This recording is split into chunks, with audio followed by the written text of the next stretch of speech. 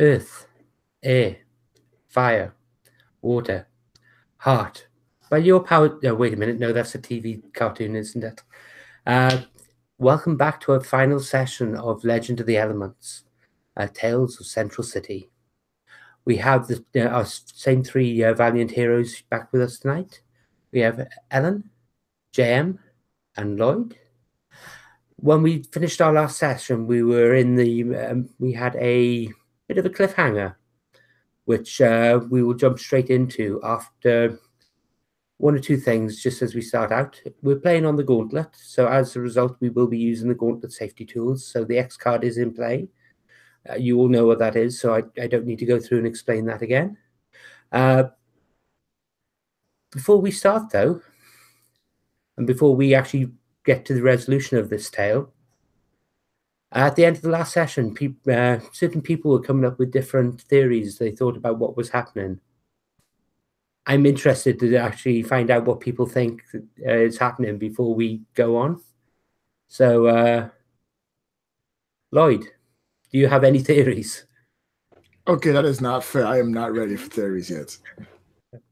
Okay. I have about maybe like 6 theories that are going through my head.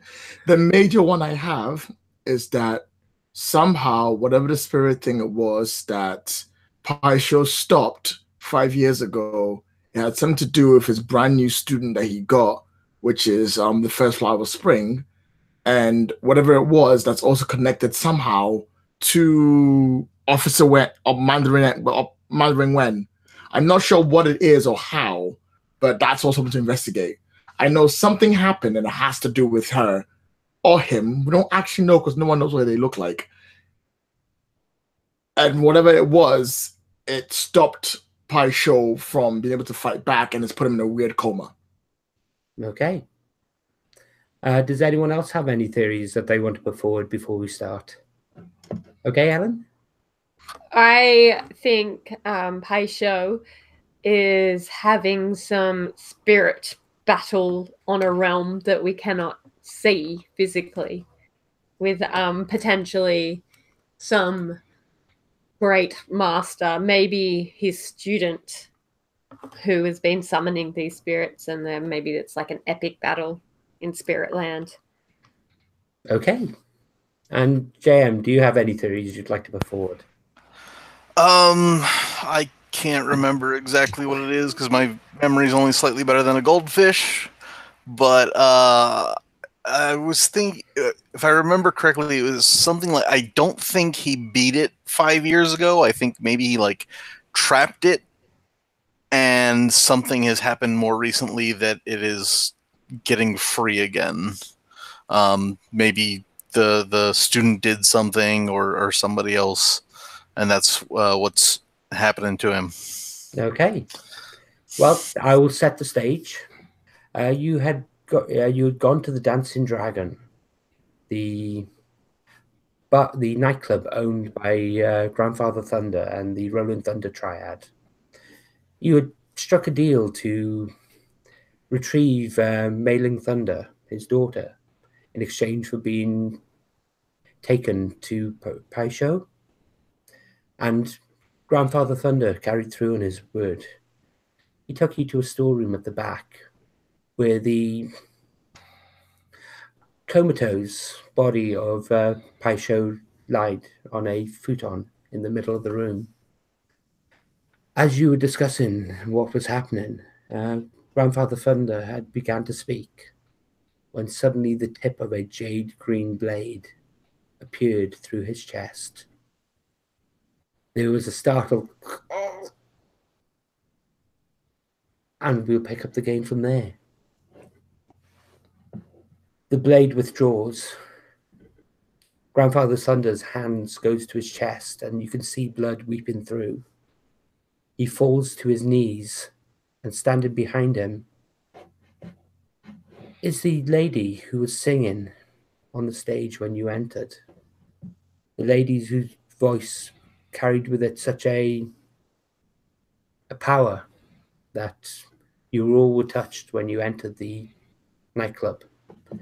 In her hand, she has the star-cutting saber, blood dripping down its blade.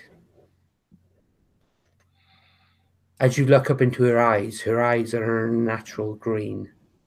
Not the green of a normal person, but almost solid green. She spits out a hateful word. You took him from me! And her words echo as if spoken by many. What do you do? I scream.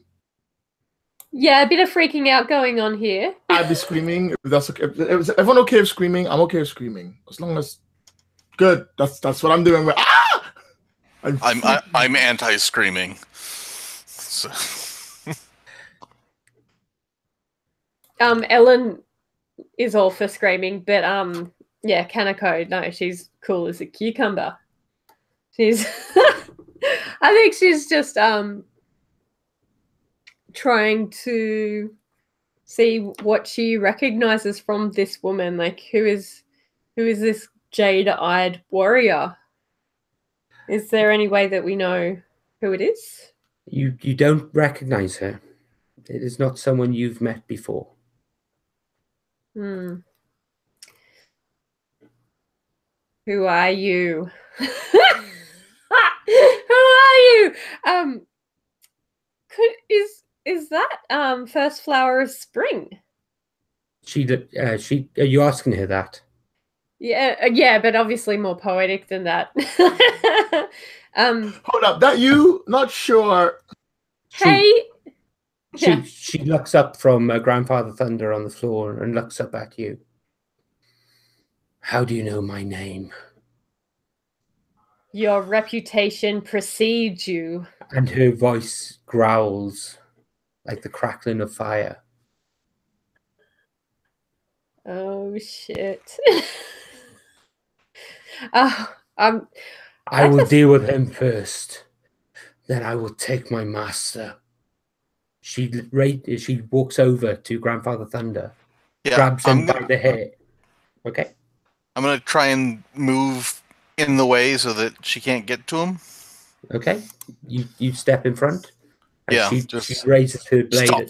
She raises her blade up and places the tip on your chest. Move now.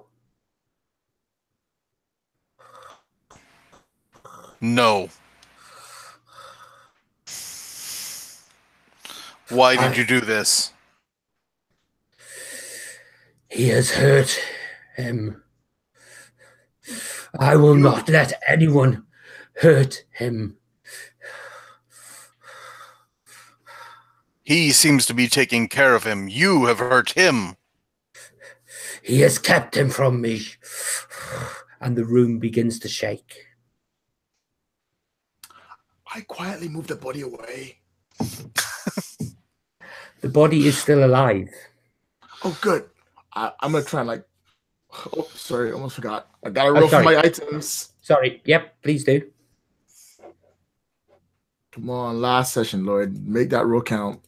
The last die we were selected, and 4, so I get 6. I'm gonna move him away. I don't know what it is. I'll grab from my pack I have like this sort of like soft spongy stuff that basically like for filling like small ochre, like fillings for like a non-disinfecting fillings. And I'm gonna grab some from my pack and just slam it in the wound. Just to keep the blood from pouring out. As I push him away. Okay. By all means. You push down on the wound and the sponge is absorbing all the blood that's coming out, and you can see it's starting to clot quicker. You don't know what it must be, something in the actual spongy substance itself, but you notice the blood flow visibly slow.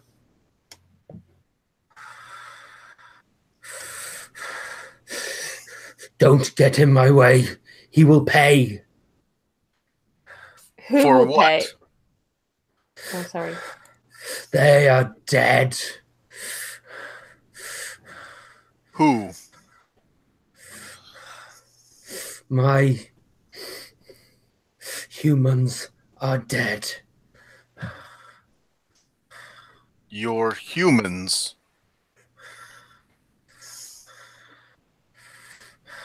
You are Give him not... to me. She. Can you please I need to remember what the move is. Give me 2 seconds. Please, can you stand fast, JM? Sure. I think that's my +2. Sorry, Haru. I'll use character names from now on. Yeah, that's my solid, so +2. So that gives me 5. That gets a 7. Okay. So stand fast. Okay. She goes to move past you. She has the blade out. She swings at you. You can either not accept the blow, at which point she will move past you, or if you intercede in front, you will take the blow, but stop her get into the body of Grandfather Thunder. I am going to step in her way and take the blow. Is there is the ground earthy here? Would this count as being in my element? In your element, you basically summon you summon earth and stone up around you.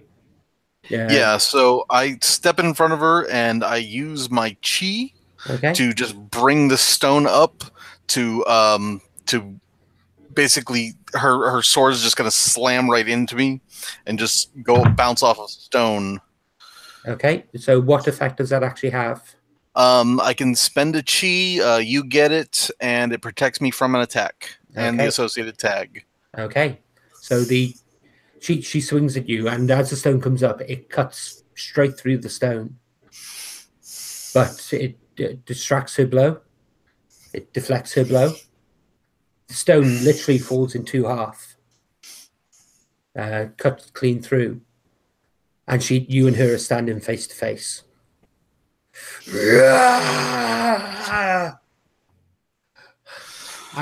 And the room.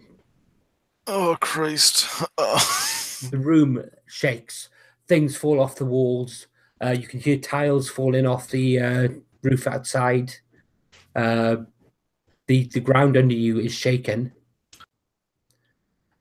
At which point, I would like Joja, sorry. Can you observe carefully, please? All right, going to observe carefully because I am an observant kind of person. I'm just going to patiently roll a perfect 6. This would be a great time for that, Lloyd. And not that 4 and 1. That's terrible. That's 5, 6, 7. I got 1. Okay. I get to ask 1 question. You get to ask 1 question. Yeah, which it's not going to be. What's here is not what it appears to be. Okay. That earthquake was exactly the sort of thing you felt beforehand when you were in the school.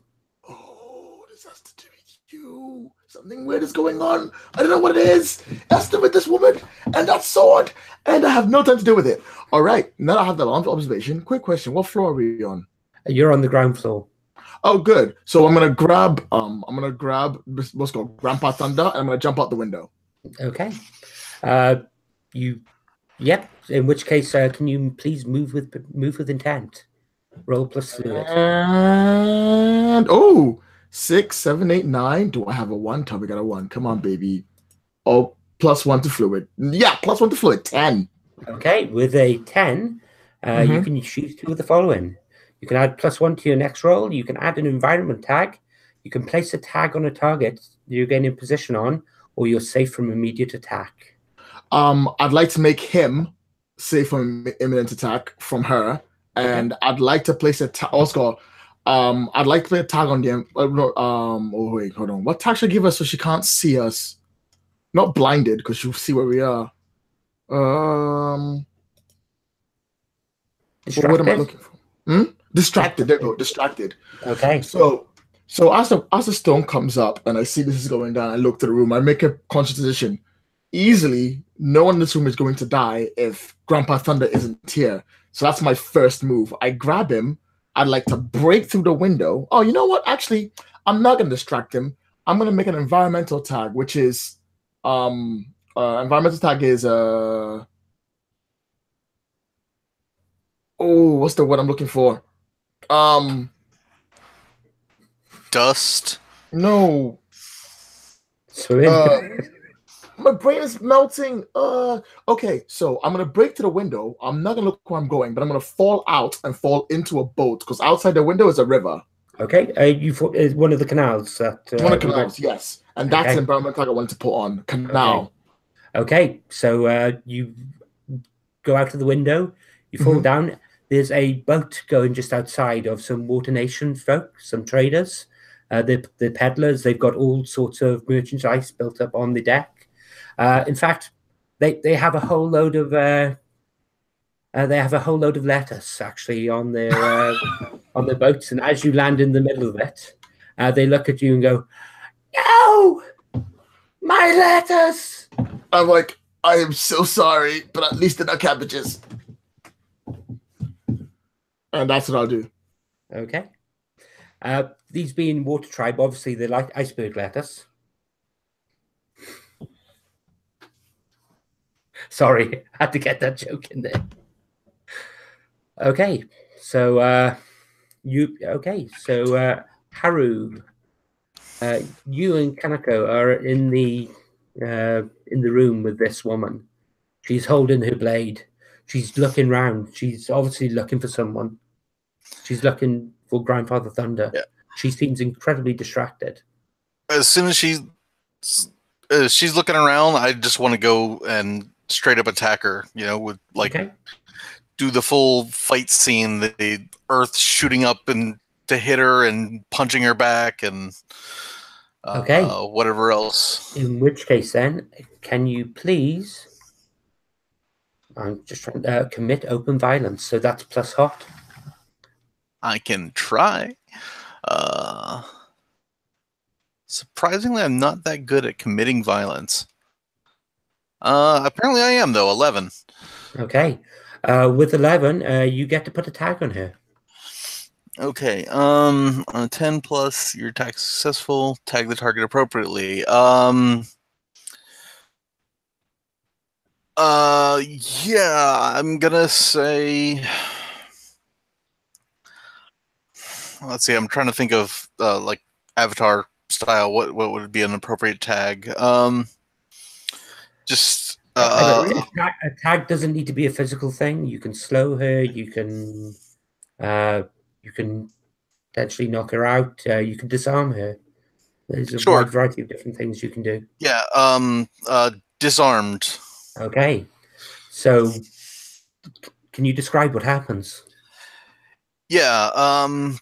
So, like I said, as soon as I see she's distracted, he stomps on the ground and a column of earth comes up and smacks her away, and she kind of loses her hand on her blade for a second. And he runs in and he tries to punch her, and she raises her blade up and he spins around and he just cracks her sword with his hands.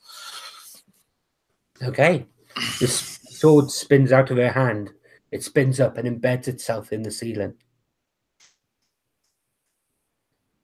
She looks shocked. As she takes a step backwards, you can feel a heavy weight on your body. As she herself, her spiritual energy surges forward. You hear a cracking on the stones beneath you. And as you look down, the room is filled with greenery. Small shoots burst out of the ground. And the roots grow up, they intertwine, and they start wrapping around your legs. Can you please stand fast? Yeah. In fact, Kanako, can you stand fast as well, please? This affects everyone in the room. I'm on a boat. Whee! 10. 12, okay. Actually. 12. Okay. So you resist it. And Ellen? Sorry, Kanako? Am I pronouncing that correctly, first of all? Because I constantly get it wrong. You're muted.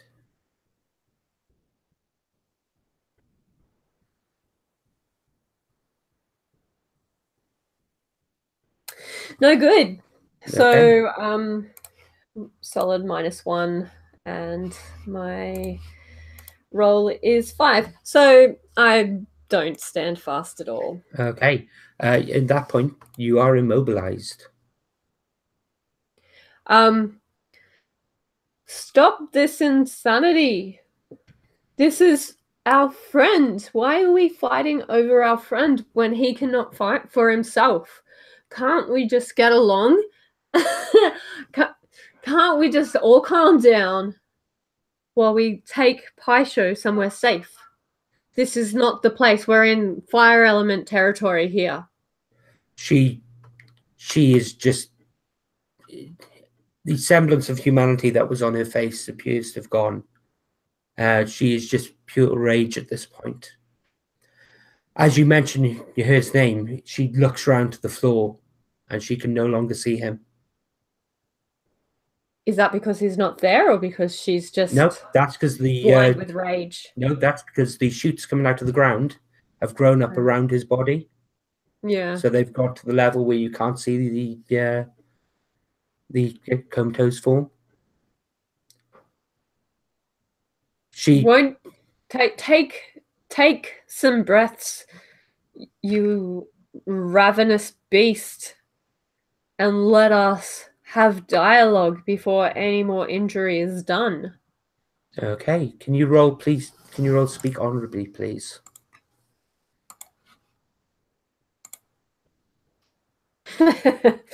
Nah. Yeah, no, I got a 4. There's Okay.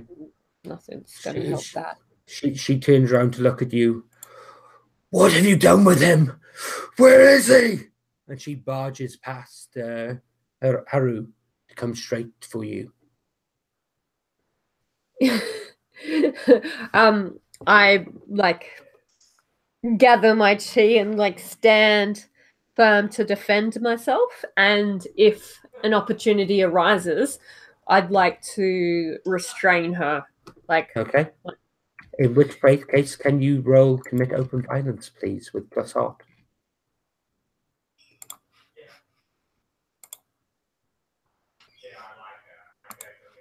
I'm just no. Okay, what you rolled a 4. Mm-hmm. Okay. She comes straight at you, and as you go to try and restrain her, there is a crack in your hip as she pushes you over, and with your legs bound, you stumble hard, and there is a searing pain through your My leg. good hip.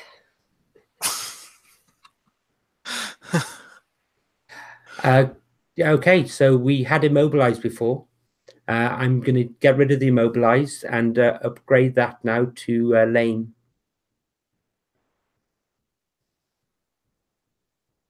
So you're free of the roots, but she's on top of you, and as she has you on the ground, she raises her hand up, and she stops. I know your sort. What sort am I? I'm trying to rescue a friend, and I'm hampered. You would hurt an old lady? You are a slaver. A slaver? Look at me. What? She smells you. I can smell it on you. You trap us. We trap you? How could anyone trap you? You trap us like he did. Who? Paisho? Or Grandfather Thunder? She looks around again at the mention of Paisho's name. Where is he? He has obviously left the room to be safe from you.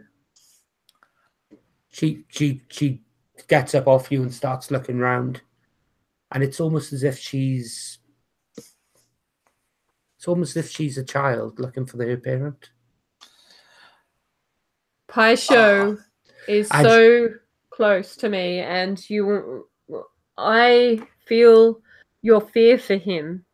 And she screams again, and the entire room shakes. The entire building shakes. The entire region shakes. And at this point, I would like to ask Shoja, can you roll Observe Carefully again, please?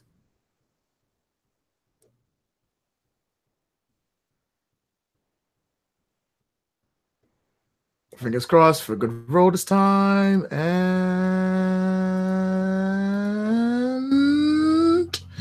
5, 6, 7. So Okay. one question. Yeah, one question. What is about to happen? Okay. You feel the boat shake and the water tosses. And you hear a sound in the distance getting closer. You turn and look up the canal, and you can see a wave of water heading up the canal towards you. Oh, come on! Can you stand fast, please? All right. If I'm acting on it, I get a +1, I think. I'm not sure. After you hear the answers, you can add a tag or environment tag describing the situation. So, in which case, can I add an environmental tag, which is that there's like a bridge halfway also across there? Is that all right? Yeah, by all means. Yeah, just a free bridge. So what I'm going to do is for standing first, I'm going to grab him, and I'm going to basically like lob him onto the bridge to try and get on the bridge, and hopefully we can weather the way from there. Okay. And then I'm going to roll this dice and fail miserably. What environment tag are you actually adding? What are you going to dry land or sturdy bridge? Okay, yeah, that's good for me. Basic sturdy bridge. So I look at this guy and I'm like, really super sorry. Throw him over, jump up, and we'll just hold on to him. So hopefully I can keep this away from hitting us both.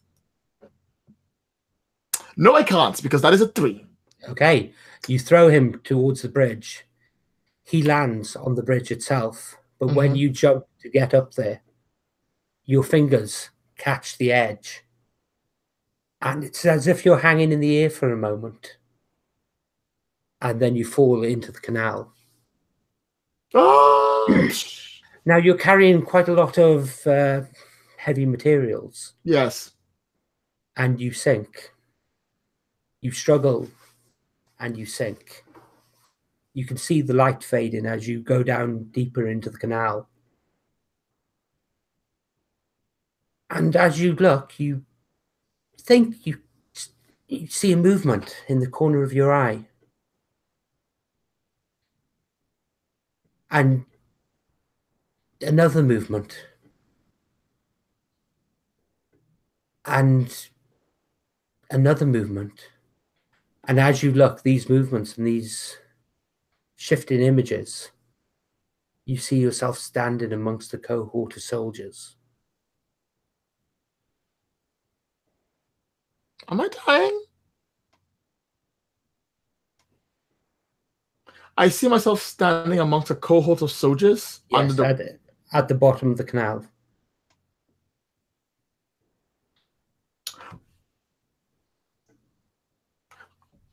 I have questions. For one thing, are these actual soldiers or just statues, like terracotta statues? These are actual soldiers. Okay, that's question number 2. Question number 2, can I, since I don't want to die, grab my pack if I can, and make some kind of, using my equipment, make a quick thing outside? Yes, by all means. Okay, great. That's question number 2. Question number 3, I'd like to observe carefully, because now I don't know what the hell is going on. Okay. As you look around, the wave crashes overhead. The boat gets thrown into the bridge, and you can see it strike the upright supports. There's a creaking sound, which you can even hear you can hear through the water.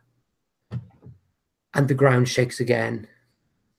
And you can see the soldiers brace themselves as if they are fighting the spiritual wave that spreads out.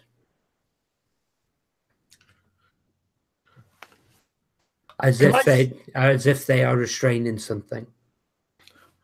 I sign like I try I take it off myself. Go. What is going on? One of the soldiers turns to you and looks at you with dead eyes. You can see half its face is rotted away, leaving a skeleton there.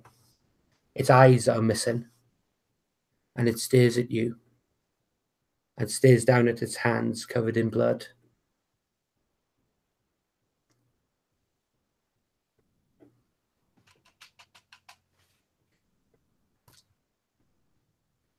And then fades away and is not there anymore.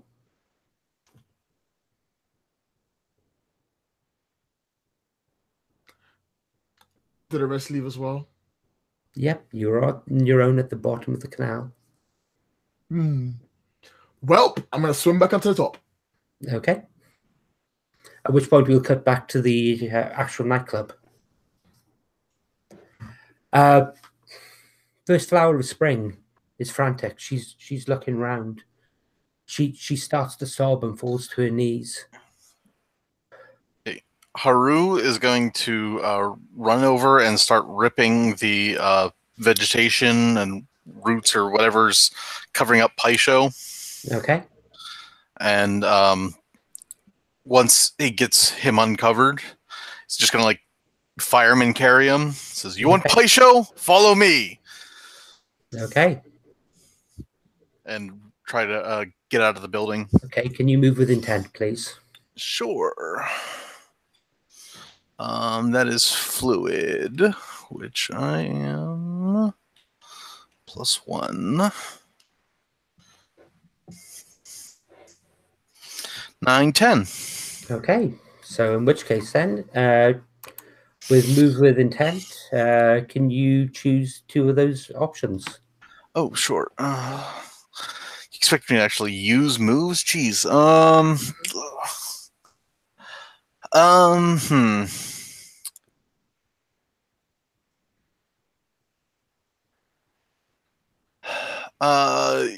I want to be safe from imminent attack.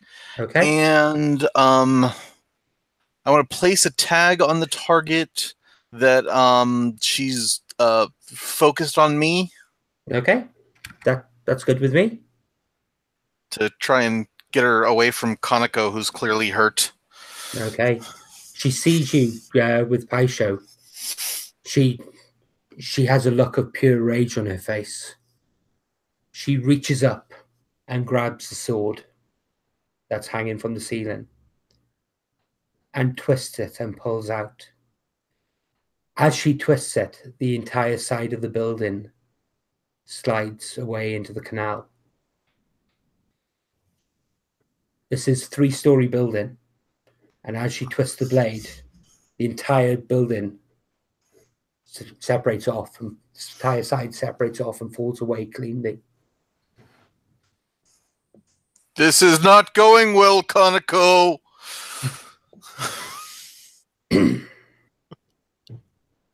Oh my god! Hey, Kaneko, no pressure, but you literally the only person that can fix this. So good luck.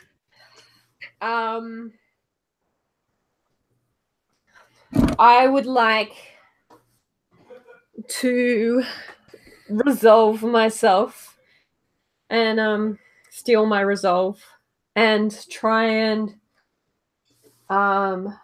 call upon the spirits within each brick, within each plank of wood that this building is made of. I'd like to summon all that strength from the walls and from the people that lived and died in this building over centuries, and get them to get together to form a solid wall and form a solid ball.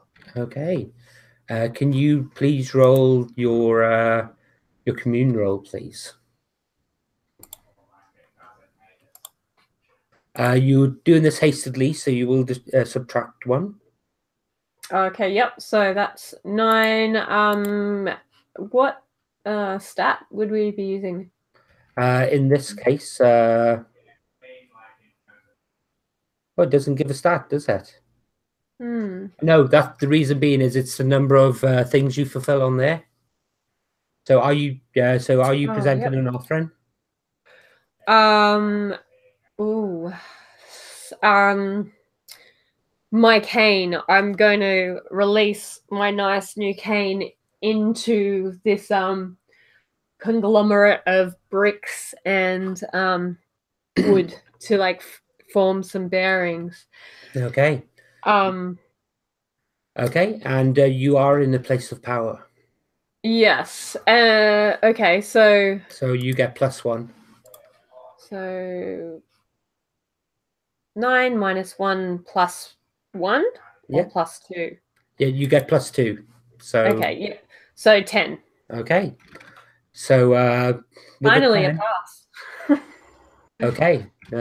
So she goes to move after Haru, and you summon forth the spirits who have lived and died in this place. And you hear a noise from the canal, and you see a hand reach out over its edge. Shoujo actually pulls himself up out of the canal.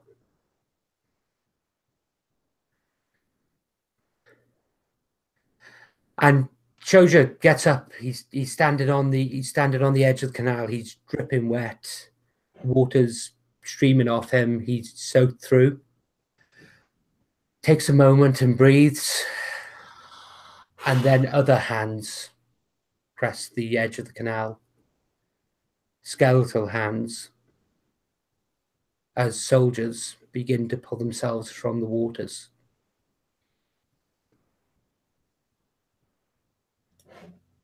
I scream a little, but not as much as before. Just a tiny scream, so I'm still all good. Okay. Are those soldiers coming to my aid? Did I summon them? You have summoned them. Yes. Oh. You see all like lights and colors and like bits of building like flying around in a whirl. It's very powerful and exciting. The soldiers step between First Flower of Spring and Haru. What are you doing, Haru? Haru is gonna keep running and try to get out of her view. Okay. And then use his earth shaping, not bending, to make like a little a hut to put Paisho. Okay. To like keep him hidden. Okay. So in which case, can you roll your earth shaping roll, please? Yeah, sure. That is plus solid.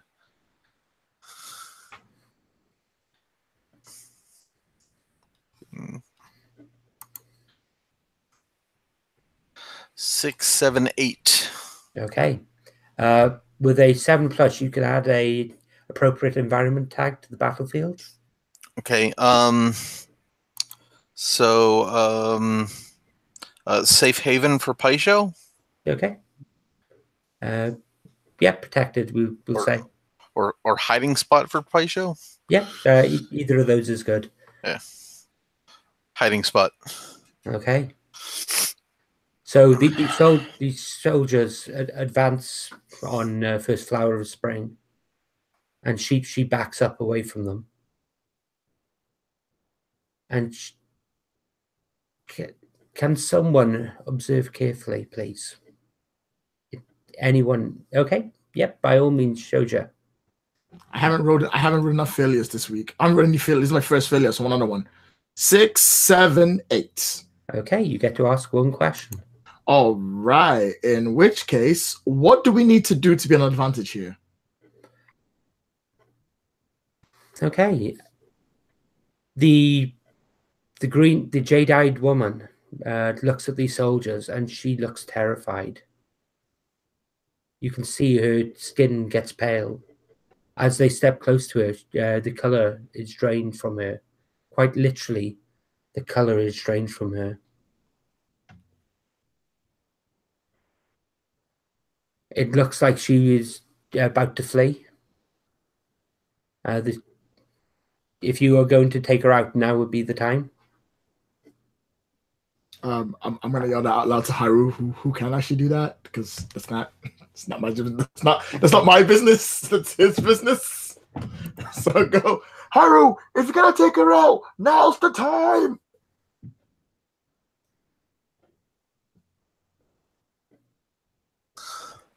Haru's gonna quickly put Paisho up and he's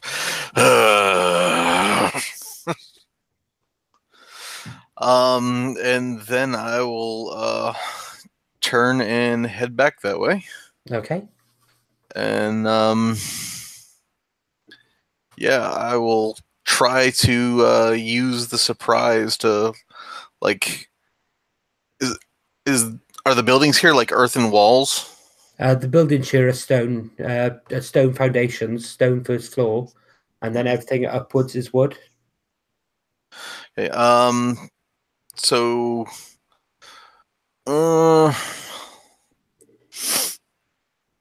yeah, I'm gonna try and if there's a spot where I can, like, pretty much pull a Kool-Aid man, just go through a wall. Oh yeah. If you want to go through a wall, you can actually go through the wall and have the wall envelop you in armor if you want. Yep. You're an earth shaper. You can do that sort of thing. So you can literally go through the wall and leave a human-shaped hole in it as you go through. Sure. So I will do that and attack her to try and take her out, since now is apparently the time. Okay. Okay, can you roll to have to remember what it's actually called? Commit open violence. Commit open violence. I'll give you a +1 on this. All right. Yeah, so that'll be an 11. Okay. So you can give her a tag. All right. Yeah, so he comes through and just basically, because she's frightened by everything, he just clocks her and she is going to get the unconscious tag. She falls to the floor. There's a mighty crack. She falls to the ground and she stops moving. The soldiers continue to advance on her, and they draw their weapons. Kaneko. Kaneko. Stop, your job is done. Proceed into the canal. They stop. One of them, in more elaborate armor than the rest, turns and looks at you. He has no flesh on his face. It is pure skull. And when he opens his mouth, despite having no lungs, you can hear him speak with a voice that is as old as his bones. Our job is not done. Your oath has been filled. To you, but not the Empress. What is your oath to the Empress? What does she demand of you? We sacrificed our lives to stand eternal guard against that. What is that? This woman, this waylaid woman. That is not a woman. That is a creature of the realms. Kind of looks like a woman. It is broken.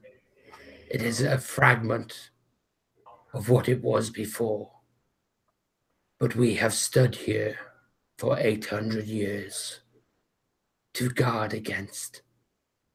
It turns and looks at the figure on the floor. That. Can you give her peace, or will you torment her further? We can merely return her to the state she existed in before she was sundered, bound. Ah, it's like such a great predicament to be in. Like, what do you reckon? Like, my instinct is that we should like keep First Flower and try and help her. But then also at the same time, she's kind of messed up. If they just want the thing that's in her, can you like pull them apart? Let's not do that either. Remember, guys, we don't know what went wrong to make her this way. We don't know how she got bound, and we don't know what she's broken from. We might be making things worse if we free her. Is she possessed? Clearly. No. Or is it how she always was? Yeah. Are you sorry, Alan? Are you asking me? Yeah, I'm asking you, Garon. Is she possessed? Can you roll observe carefully, please?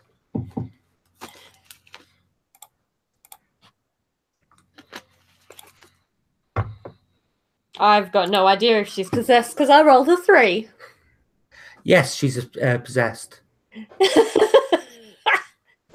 Great.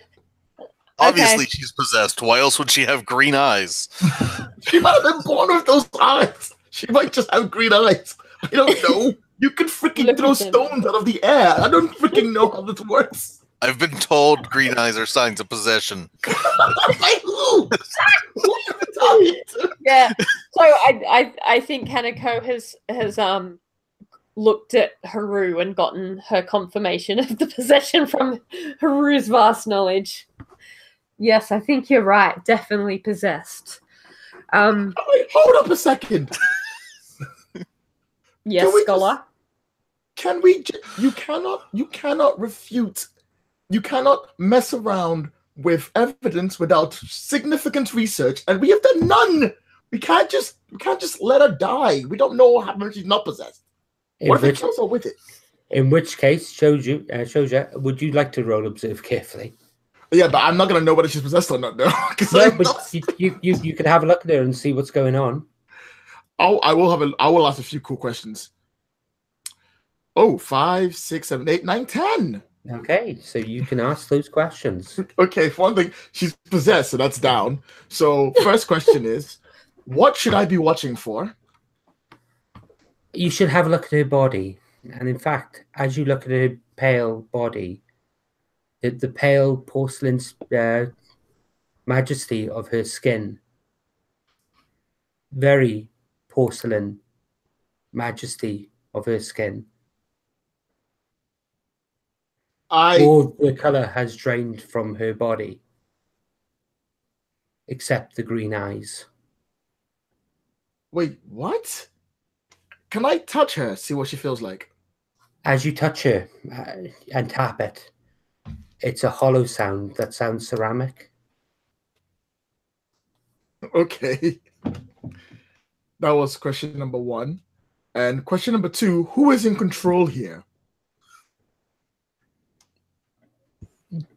As you look closer, the body that lays in front of you appears to be a porcelain doll, a life-size one. But it's obviously been ridden by something. So I get up and I go, ridden. Created? Ridden? Like possessed? Like possessed. So I get up and I go, okay, good news, you're right. She's possessed, 100%. Bad news, there's nothing other than that. Look, ting, ting, ting, ting, ting, ting. Like I get a look, like a tiny little hammer go, ting, ting, ting. Body isn't real. She's been put in there by force. As you tap the body, that little bit of porcelain chips and breaks. Oh, I'm so sorry.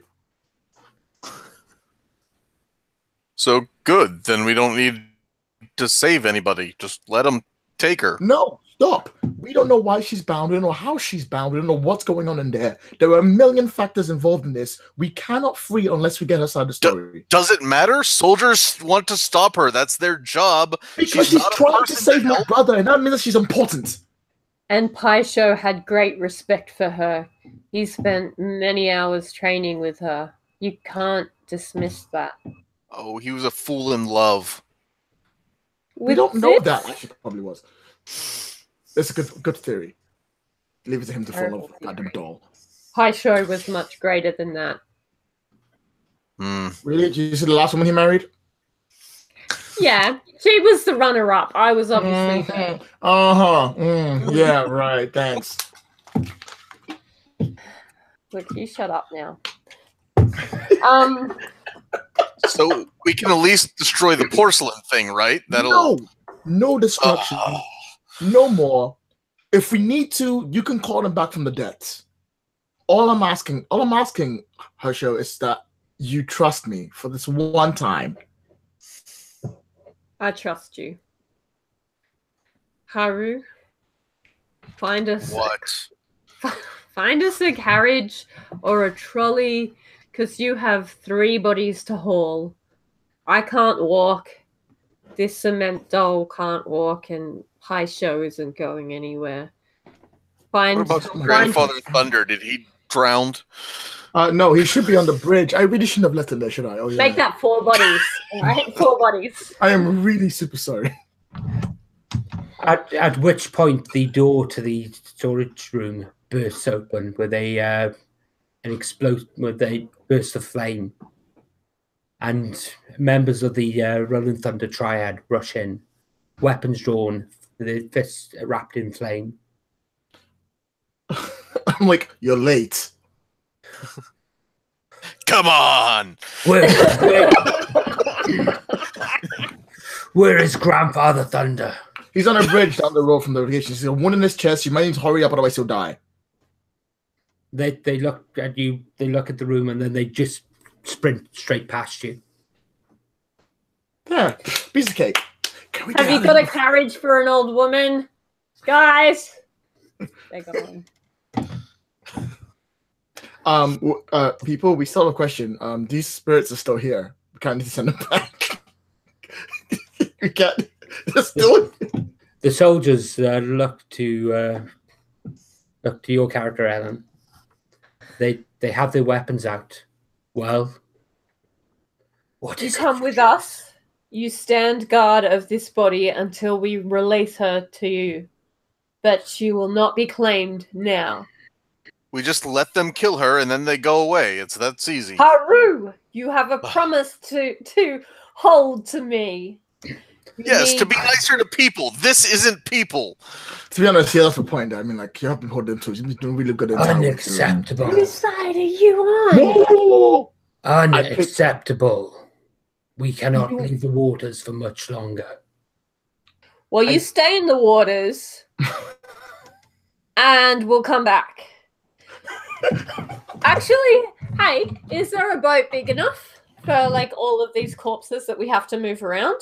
Like, living corpses. There was a lettuce one I just jumped into. It might still be around. Yeah, cool. Okay. You soldier. Hang on. I love how Kaneko just lost it. It's just like, I don't even know. What day is it? You look outside and the lettuce boat has left. Leaved. What? Sorry. I'm bad puns. Boomy from first season of Avatar: The Last Airbender. Leslie. No, the boat that was outside is still there, and yes, you can use it if you want. Alternatively, there's a motor carriage out the front that's currently got no own guard in it. Carriage sounds much more comfortable. Just send them back in the water. We'll bring her back when we're done. It'll be fine. They will not be able to rest. They've not been resting for 800 years. They can handle one more day. Child, you hush now. We will ride upon the water, and you will not harm us. And we will present you with your prize when she is ready to be claimed. She is not ready now. We accept your oath. And can you mark that on your character sheet, please? Oh, also, by the way, I am going to pick up the green saber and put it in my bag. Okay. Because someone needs to take care of that shit. Okay. You put it in your bag. There is a tearing noise. Oh, no. This thing is too sharp. It is so sharp that it cut a building in half. I spend one more of my equipment to make a sheath that keeps it there and doesn't move it. So then I can put it then I'll put it on my side as my weapon. Because it looks cool. Okay. Okay, so you get onto the boat, and where are you heading? Does this river conveniently travel through the Wandering Stars district? It goes right by it, yes. How convenient. I'd like to take Paisho to his dojo and lay him upon. Yeah. Could we stop by Mandarin Wen's house before we do that to rescue Mailing Thunder? That'd be great if we could do that on the way. We can do that on the way back. The guy's dead. Almost dead. We have to save everyone's lives before we can go rescuing fire princesses. Okay, that's fair. Go there, we might all die. That's fair. And I munch on some lettuce. Okay. So the boat trip is fairly uneventful. As you go down the canal, you can see that there's been a lot of damage from the earthquake and the resulting tidal wave that's gone up the canal itself. You can see a lot of the smaller boats are tipped over, their wares thrown into the canal. The larger ones have been tossed around. Several have been smashed against the side of the canal itself, and several of the wharfs that they actually dock on have been smashed and lay in the water, the depths. As you get back to the district of Wandering Stars, you pull up the boat, and you're only 2 streets over from the actual remains of the dojo, so you don't have much trouble actually moving the people there. When you get to the dojo, what do you do? Haru lay Paisho by his teaching shrine. And I would like to attempt to travel to have a chat with his unconscious self. What should we do about Flower Spring? Tie her up, I suppose. Maybe lock her in the cellar. Tie her up. She's porcelain. Also, she can literally make the earth shake by breathing. So we destroy the porcelain. No, that is not what I said. No. Find Master Falling Snow. She might be able to help. Oh, no, I am not going to put a woman anywhere near that other woman. That's a terrible idea. Maybe we'll sit that for later. You got to put your petty grievances aside. No, she will probably shatter her. I like it. Tell you what, you go do your dream thing. I'll take care of it. It'll be fine. Okay. Okay. So you set him on you place him on his platform. Do you put him into the lotus position, or how do you create a position? Like have him lay down and like his hands across his chest, and I think I'd like to gather like crystals of power that might be like presented on the shrine, and put 2 in each of his hands and grab 2 for my hands as well. Okay. So what are you doing at this point? I'm also laying down because I don't think I can sit properly with my hip shattered the way it is. So I'd like to go astral projecting and try and find the spirit of Paisho to bring him back. Can you roll astral projection then, please? Oh, God. I am having a shocker. What is astral projection? Natural 2. Yeah, no, I got 6. Okay. Can I use some chi to bump it up? Yeah, I'd say you can, yes. Yeah, I want to use chi to bump it up. I've got Okay. 5 because I've been failing a lot. Okay. Can I bump it all the way up to like a super success? If you, well, normally you can bump it up 1 level, but if you want to spend 1 chi, it'd be enough for you to astral project and get what you want. Okay, cool. Well, spend 1 chi. Okay. Cool. As you step out of your body, you can see Bai Shou there lying on the ground, and his spirit's not there.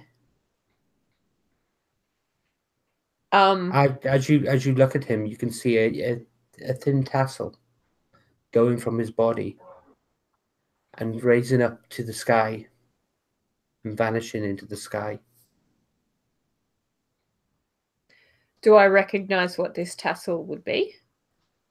It means that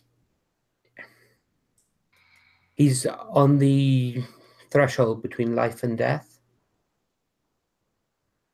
Okay. He's partially passed over. Students of the Great Pai Shou, your master is in need of your aid. So I'm calling the students that are probably still. Okay. The students gather round and you call us. How may we assist?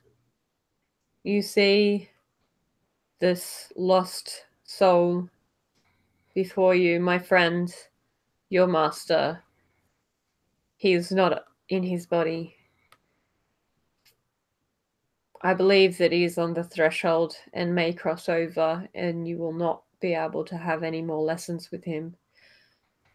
If he crosses over, then surely we may have many lessons with him. You have not crossed over yourself. You are still here, haunting. You speak some truth. Would you like a cup of tea? Now is not the time for tea. If there is one thing Pai Shou always taught us, it is always time for tea. Well, pack a travel thermos because we're going up. Kaneko doesn't say that. She says like a really cool equivalent of that. We may not go there. You may not go there. Not on your own. Who do I take with me? Who must come? You must travel with the ferryman. Ah, my friend. Yeah, all right. I can do that. Sorry, I'm being a bit gonzo today. This is hilarious. While I'm in that realm, I would like to call out to the ferryman. Karon, I have one more favor to ask of you. Okay, can you roll your commune, please? Sorry, communion. Okay. 7. Okay. So you're in a place of power. Excuse me. You've previously met and established you've previously met the spirit, so we will call it 9. Yep. Okay. There's a distant chiming of a gong. The world seems to grow colder. As you look down the street to where the canal is, you can see that there is a boat pulls up there with a figure aboard. Karon, thank you for answering my call. Would you like a cup of tea? Please.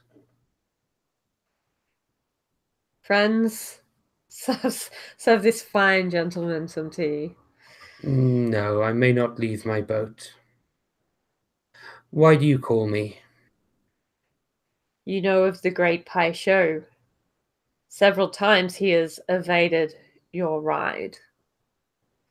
I have heard tales of him. Many that I have carried tales of him. Yes. And I think I have told some tales myself. Indeed. You have the chance to meet this great soul. Then I am to take him onwards? That is up to him to decide. But I fear he's been... I fear that is not how nature works. You haven't met Pai Sho. Obviously. What is it you want? I want us to go to him and see if he is passed from this world of his choice, or if he still has work to do. I may not take you there, for you will not return. I am old. It is my time. If you step on my boat and I carry you, you will not return. Do you wish me to bring him to you? No. I will surrender my life for his. There is nothing else in this world for me. I'm old. I have lived long.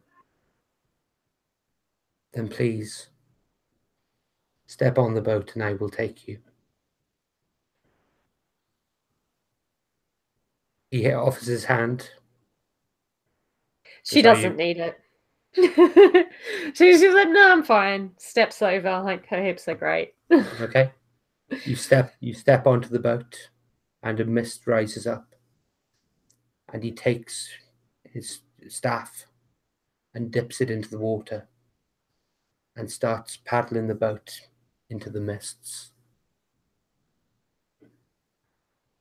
As you travel through the mists, you get a feeling you've not felt since your youth. Your body doesn't ache. Your sight becomes sharper. Your hair regains its color. You return to the image of yourself that you held in your mind. Can you describe yourself as you looked when you were the peak image of yourself? A strong woman with a pronounced cheekbones and strong jawline. Black hair tied back tightly. And her eyes are the exact same, but she's just taller and stronger, and skin is much softer. Okay. So the boat pulls through, and as you pull through the mist, you can hear the ringing of blades and the sound of battle. The boat pulls up at a jetty, and beside the jetty is a square surrounded on 5 sides. Because, you know, squares have 5 sides. By great houses great inns that rise up higher than the eye can see. Lanterns decorate the square and the plaza. There are all colors, some that you have never seen before in your living days. And there in the center, in a whirlwind of movement and confusion and action and daring, Pai Sho, a younger Pai Sho, stands, his blade drawn, as he fights down 5 adversaries. I do not hesitate, and I leap from the ferry. I run towards the battle, and I do a flying kick and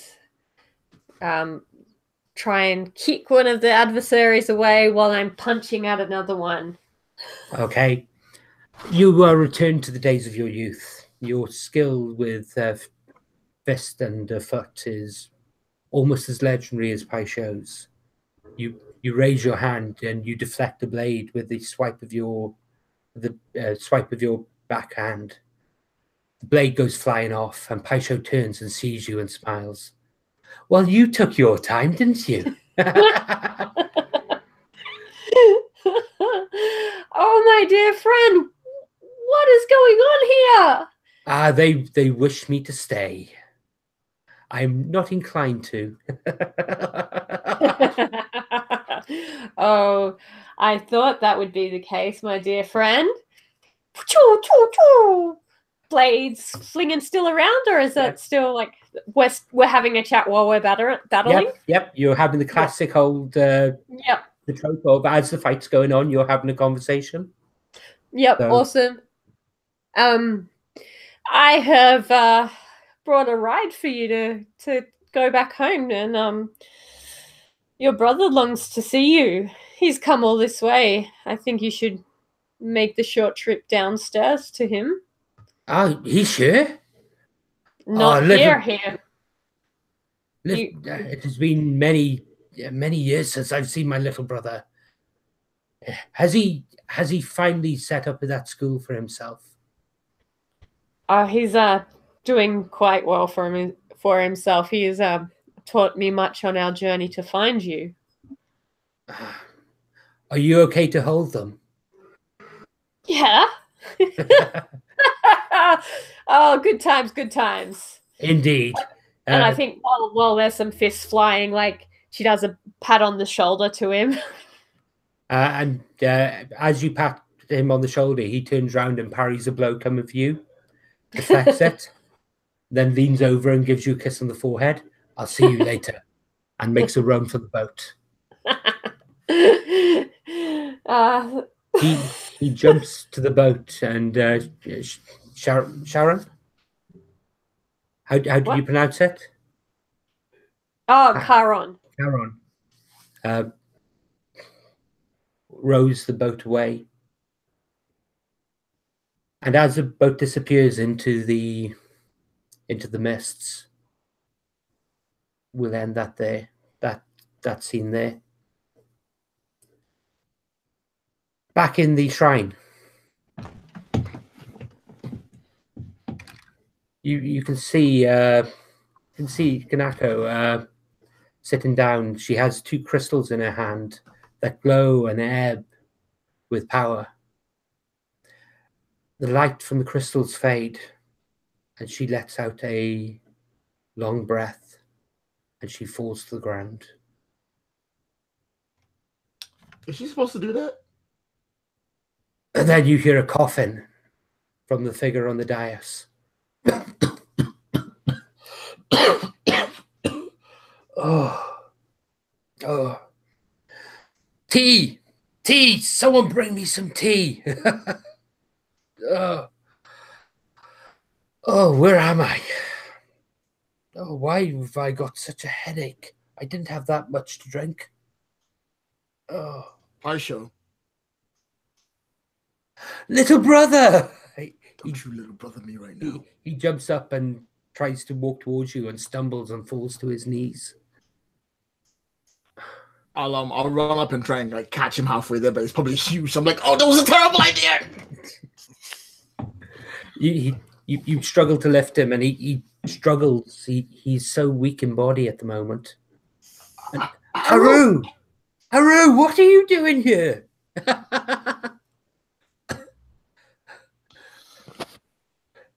What are you doing here? I can't remember. It's good to see you. Did you see Kanako? I heard Kanako calling me. Where is she? She went to find you. In the spirit realm or something. I'm not very clear. I can't remember that. Where he turns around and he sees Kanako lying on the floor. No. And he tries to stumble over to her and falls and stumbles and falls as he makes his way there. Easy. Well, I'm sure she's fine. Come on, just give her a minute. She's probably like coming back or something weird like that. That's not the time.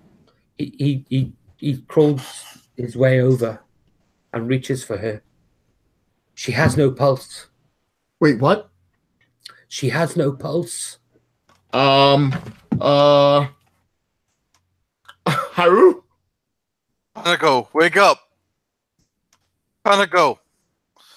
We'll just grab her, shake her. Okay. Wait, this makes no sense. Why would she not come back? She brought you back. She must be here. Somewhere. In a way. Why isn't she? Where is she, Paisho? She came to me. She brought the ferryman. Oh no. What? Oh no, she stayed behind. Wait, why would she do that? You mean? I was fighting creatures. I can't explain it. Quick, you have to. He turns to Shoja. Quick, you have to save her. You've studied. You've studied the human body. Oh, get out of my way! I like fucking shove him out the way. Like I grab my pack and I'm like, okay, Kanako, old, not quite sure, possibly heart palpitations, something to do with her brain, vacation, spirit realm. Don't know if spirit realm works with I start like grabbing a whole bunch of stuff and like I'm making like I grab the battery from before that I blew up. Like I have the spare one, I put it down, like I jack something into it, and like I make this like mini defibrillator, like I jam into her shoulders and I go, I hope this works. I'm yanking it on. And I try and create this like mini defibrillator try and bring her back. Okay. In which case, then I would like you to commit open violence. Oh right. I would like you to use keen. Using the fight with your head. Let's see if this works. 6, but I use keen, so 7, 8. So I succeed, but so it's a get one question. So no, this is commit open violence. Yeah. So I get to choose one. So I like to tag her with. Is that coming back to life as a tag? I'll take it. Yes, I'll take it. However, it leaves me open to a counterattack. Okay. So as you touch the lightning rods to her, the lightning jumps into her body. The lightning also jumps into you. That was a terrible idea.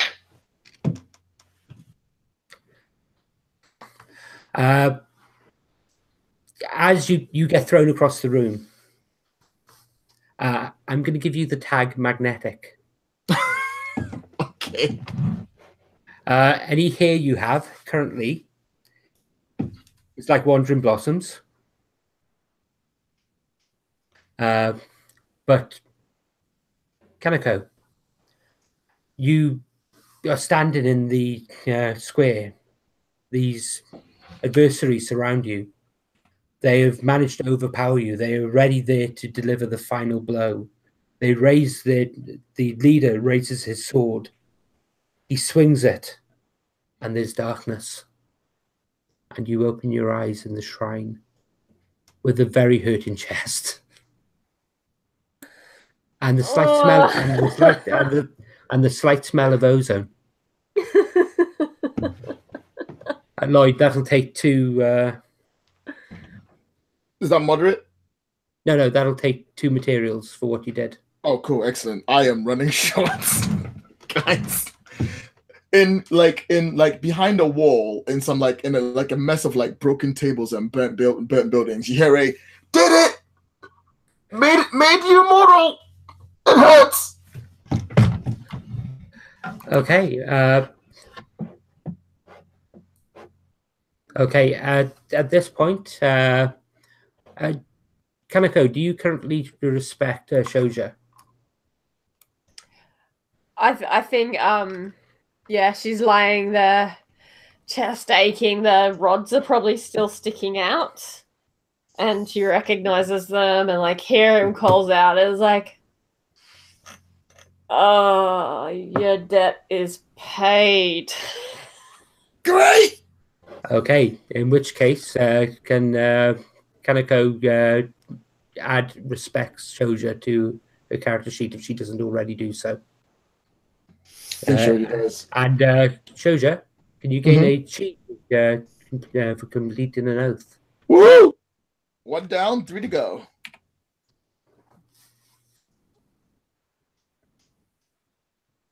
Oh, sorry, I thought we'd lost Lloyd for a second there.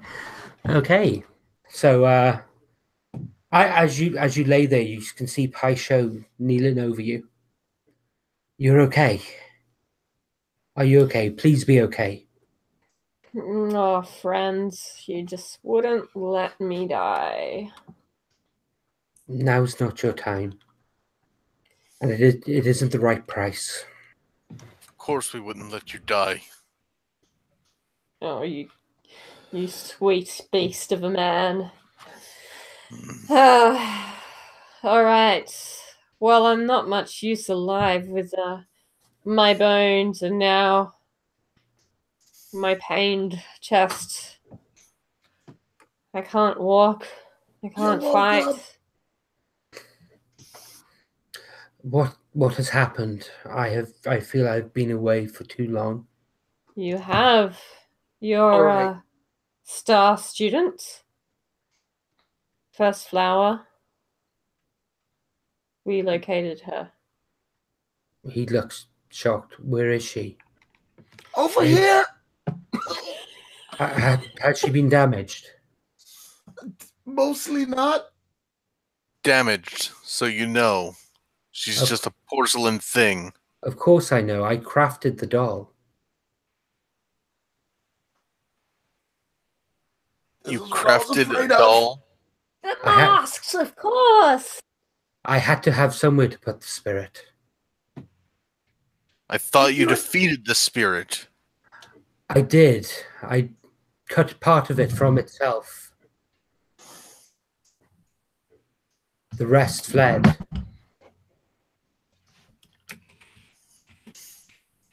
I had hoped to show it humanity, teach it humanity, so that when it was rejoined, it would not return to his ways. It found humanity, but more so just a human. Everyone was fodder to find you. Your golem loves you loyally, but anyone gets in her way and she will destroy them. So you've created a monster. I've created a human. That is how a child acts to protect its parents. Hello? Brother, I know we're having this. Brother, are you okay? Oh, I'll be fine, really. It's great. I nearly die like once a week around these people. It's fine. Last time was a train. I know we're having this lovely, touching moment, but we have a few things to address. One, someone blew up our house.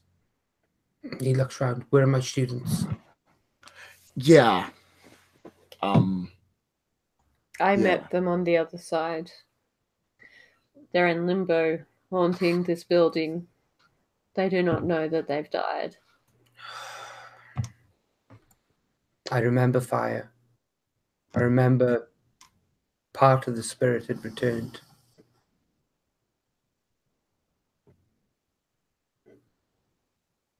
The spirit is a creature of duality.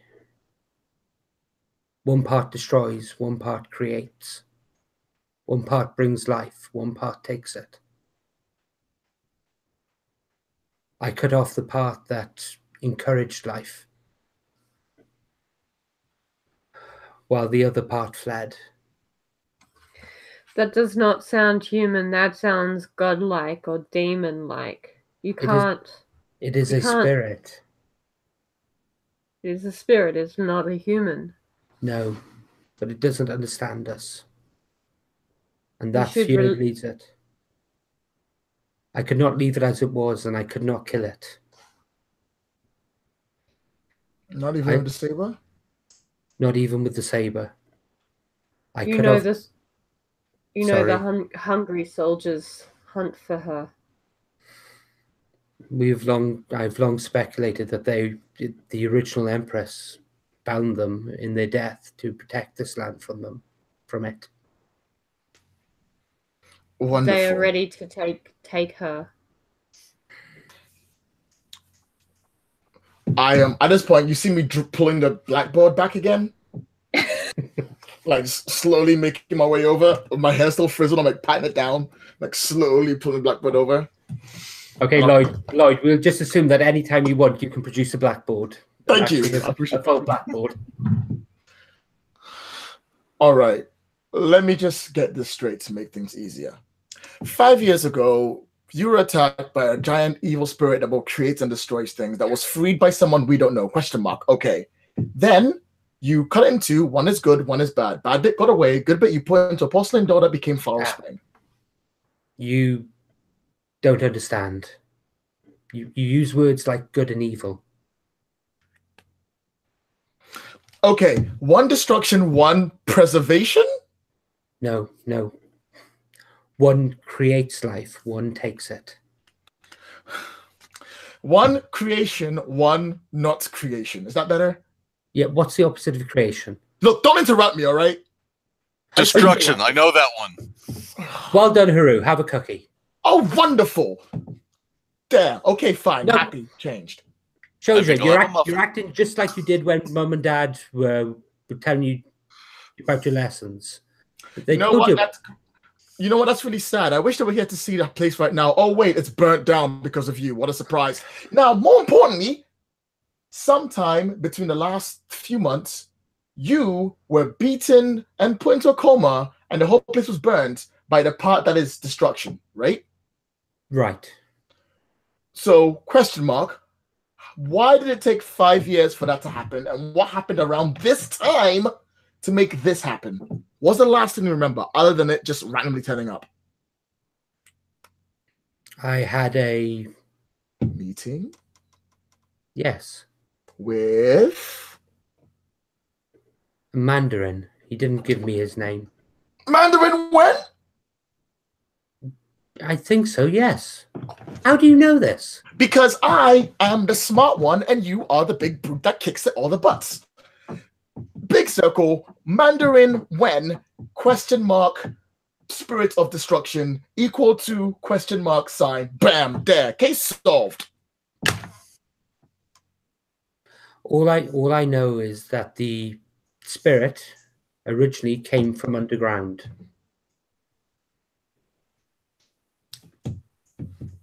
Okay, I didn't know that.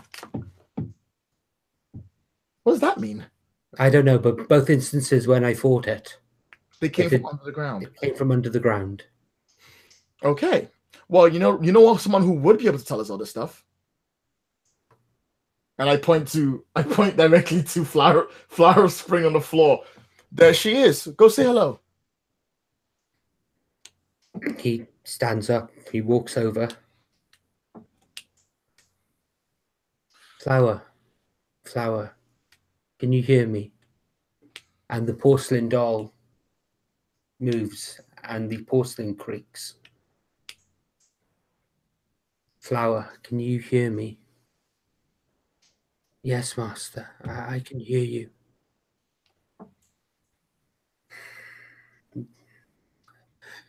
Shoja, you're the smart one. You ask the questions. Oh, god damn it. He sits down. Oh, fine. Bring you back to life, and then you goddamn have communications with me. Where's your wife? Hey, Flower Spring. Hi, nice to meet you. I'm Soja. I'm the brother of that guy you love. Her eyes open up, and they're no longer full green. They're just green irises now, like normal eyes.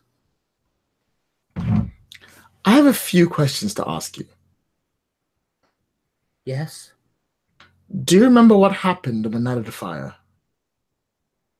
Yes. Could you tell us, please? I had just had a fight with several of the deputies for a local magistrate that had been trying to force several of the people to sell up their shops. Mm-hmm. They had threatened to burn them down. Yeah. I then felt fire.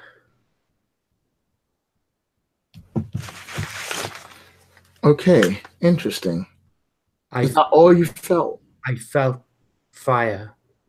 I could smell burning. I could hear screams, but there was none surrounding me. I could see an image of my master and his former wife. I saw a tunnel, a stairs. Then I saw the dojo, and I saw flames and death.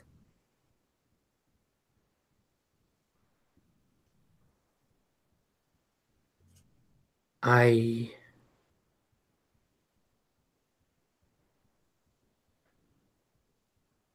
saw me strike the master. I saw fire. Fire. Like the triad. But not the triad. Pure fire. And then I saw my master and his ex-wife. Their blades were locked. In memory.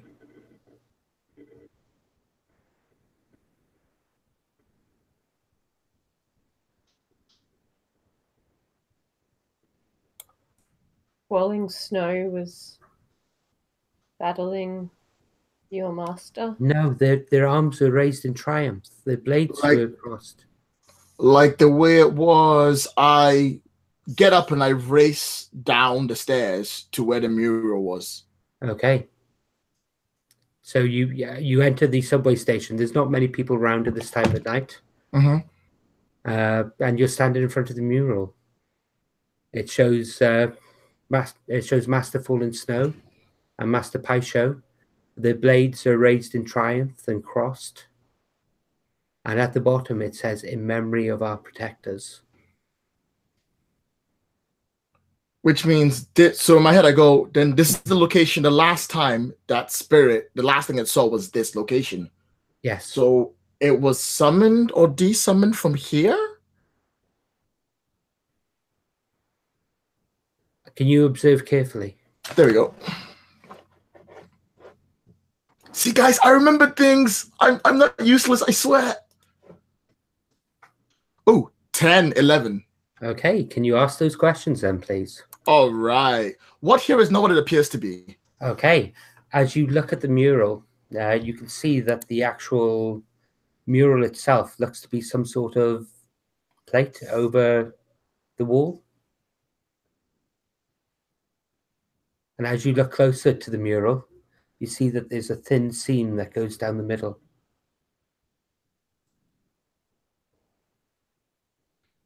Second question. Well, I mean, that's for Haru to worry about. Second question, who's in control here? Who had access to this? The stations are controlled by the subway is controlled by the government.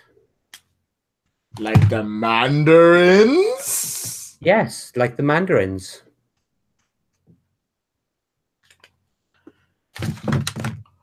I come running back up, like completely out of breath, like, okay, I think I figured it out. I still have a few word bits. I think I figured it out too. What? Oh, have you? She was wearing the mask, so nobody knew she was a porcelain doll. Okay, Haru, you can have a cheat for that because that's absolutely hilarious. God, Haru, stay on topic. Oh, I mean, he's not wrong. I can't, like, he's not wrong.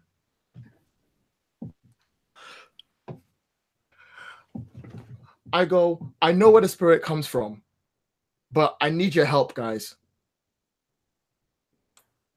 I can't go anywhere. You leave me here, you young, healthy souls. And Kaneko, Kaneko, normally I'll be all about leaving you behind so me and Haru can go have a great time, but you are literally the only person that can speak to spirits.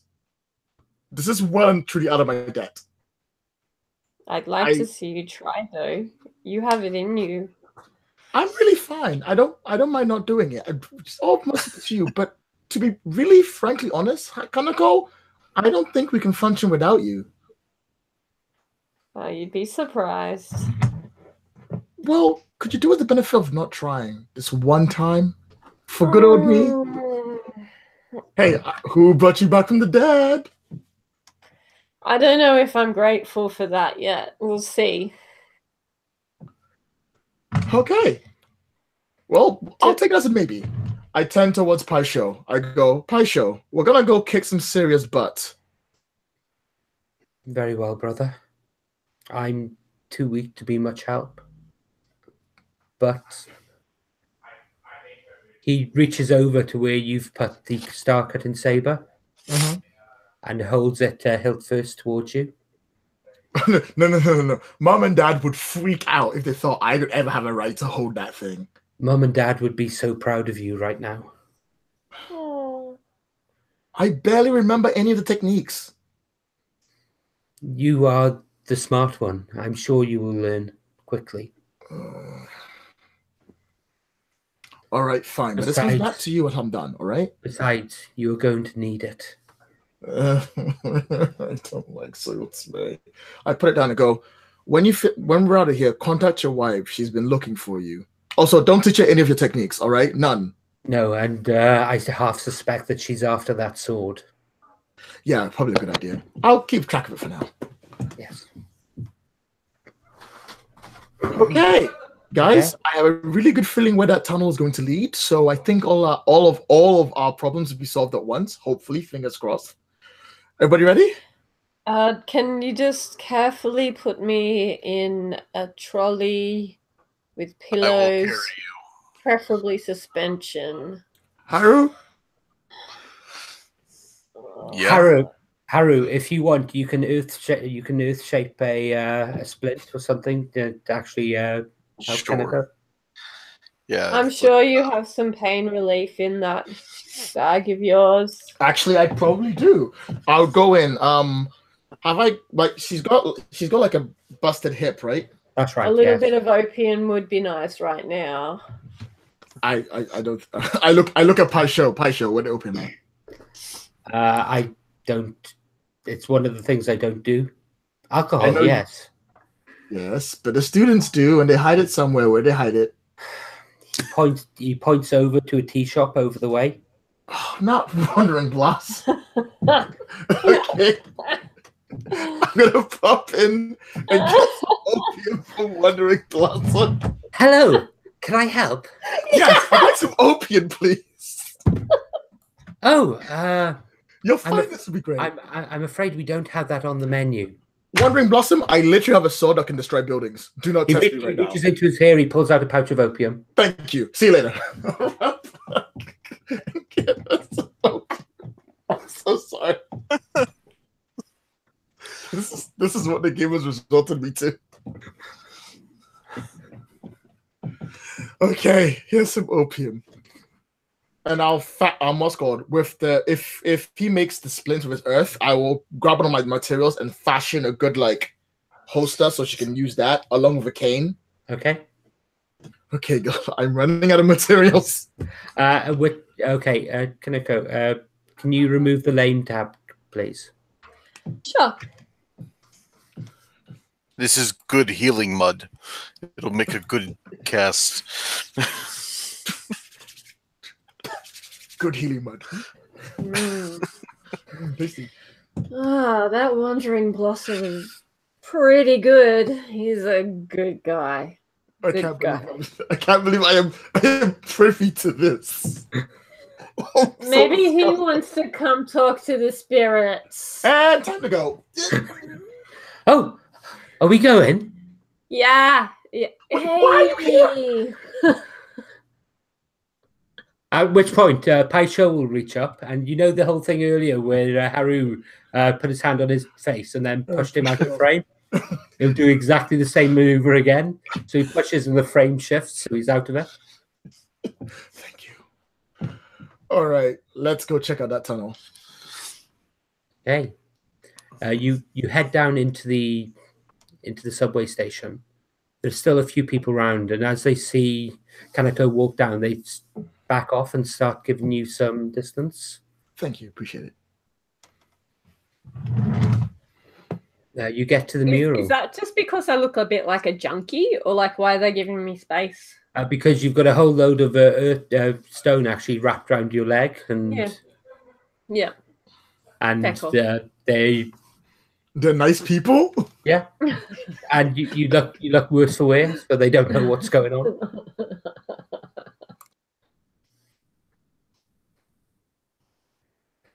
Oh, you're muted, Lloyd. All right, mural. I look at a mural and I go, what a lovely, beautiful act that shows all the power and effort that my brother has taken years to reform. Haru, please break that. Break it? Yep. But it's go for it. It's Paisho. Just do it. That would be disrespectful. He'll forgive you. Trust So me. now you want to respect things. Try. It's such nice stonework. Just do it. Okay. And he'll just break through it. Okay. Can you roll your earth shaping, please? Oh, sure. See. So I probably could do that more gentle, but ooh, maybe not. 7. So yeah. Okay. So with the 7, you get to put a tag on the scene, don't you? Yep. Okay. So doorway. Doorway is a good tag. So you reach up and you basically pull the mural down. It shatters apart as it hits the floor, and behind you find a tunnel leading down with little electric torches actually along the length, lighting the way, and what appears to be a minecart track with a minecart set at the top.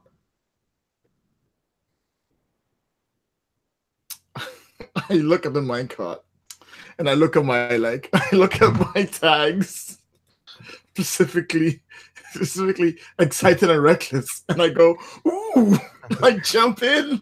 I'm like, all aboard, boys. Okay. You jump into the minecart and your hand gets stuck to it. Because you're magnetic. This could be awkward. Haru, could you start the Minecraft, but make sure you stop it because I can't move my hands. Sure. I'll set Kaneko in it and then like push it forward and jump in.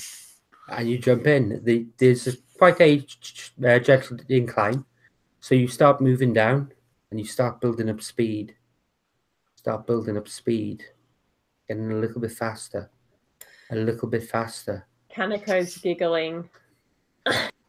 And as you're going down, you go straight past, and in a brief second, there's a few moments of slow motion.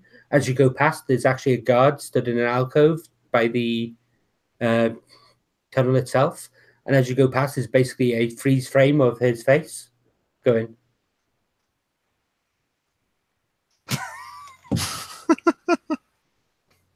As you go past, you go down, you build up speed, you come up to a steep corner and you take the corner. The cart tilts as you go down. You go down even further and the lights start flickering as you go past. As you're moving down, the lights are actually going out as you're approaching them and then lighting up behind you. It's almost as if someone is affecting the electrics down there as you go. So you yourselves in darkness, but you can see where you're going and you can see where you've come from. And you come down and the cart comes out onto a great big bridge over a vast cavern. And as you look down into the depths of the cavern, you can see flame. Nothing but flame for at least a mile. Kanako, you feel a great sense of spiritual energy flow over you. Malevolent spiritual energy. You can feel it creep over your skin, it creep into your pores. Something here hates you and wishes to destroy you. This is some bad juju, guys. What are we doing down here? Investigating. It's really hot. Would anyone like to observe carefully? Okay. Joju, go ahead. Joja, sorry, go ahead. I can get the name wrong. Watch it. The last act of this game will be me actually pronouncing your character's name properly. 1 minute if we're lucky. All right, let's make this bad boy happen. Oh, wow. 11, 12, 13. Okay. Ask your questions. All right, so let's see. What do I need to do to be at an advantage here? Okay. You're pretty much at an advantage at the moment. Whoever is down here doesn't know that you're here there yet. Awesome sauce. All right, and secondly, who is in control here? As you look around. Oh no! What should I be watching for? There we go. Okay. As you look around, you can see where the actual cart ends. There's a platform with what appears to be a large shrine on it, with about 20 people all bowed down before a masked figure. A masked and hooded figure. Is this cart stopping? Nope. Oh.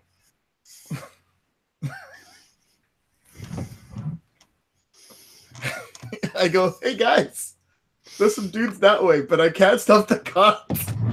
Haru, help me. Haru, you need to do all the things today. I'm really sorry.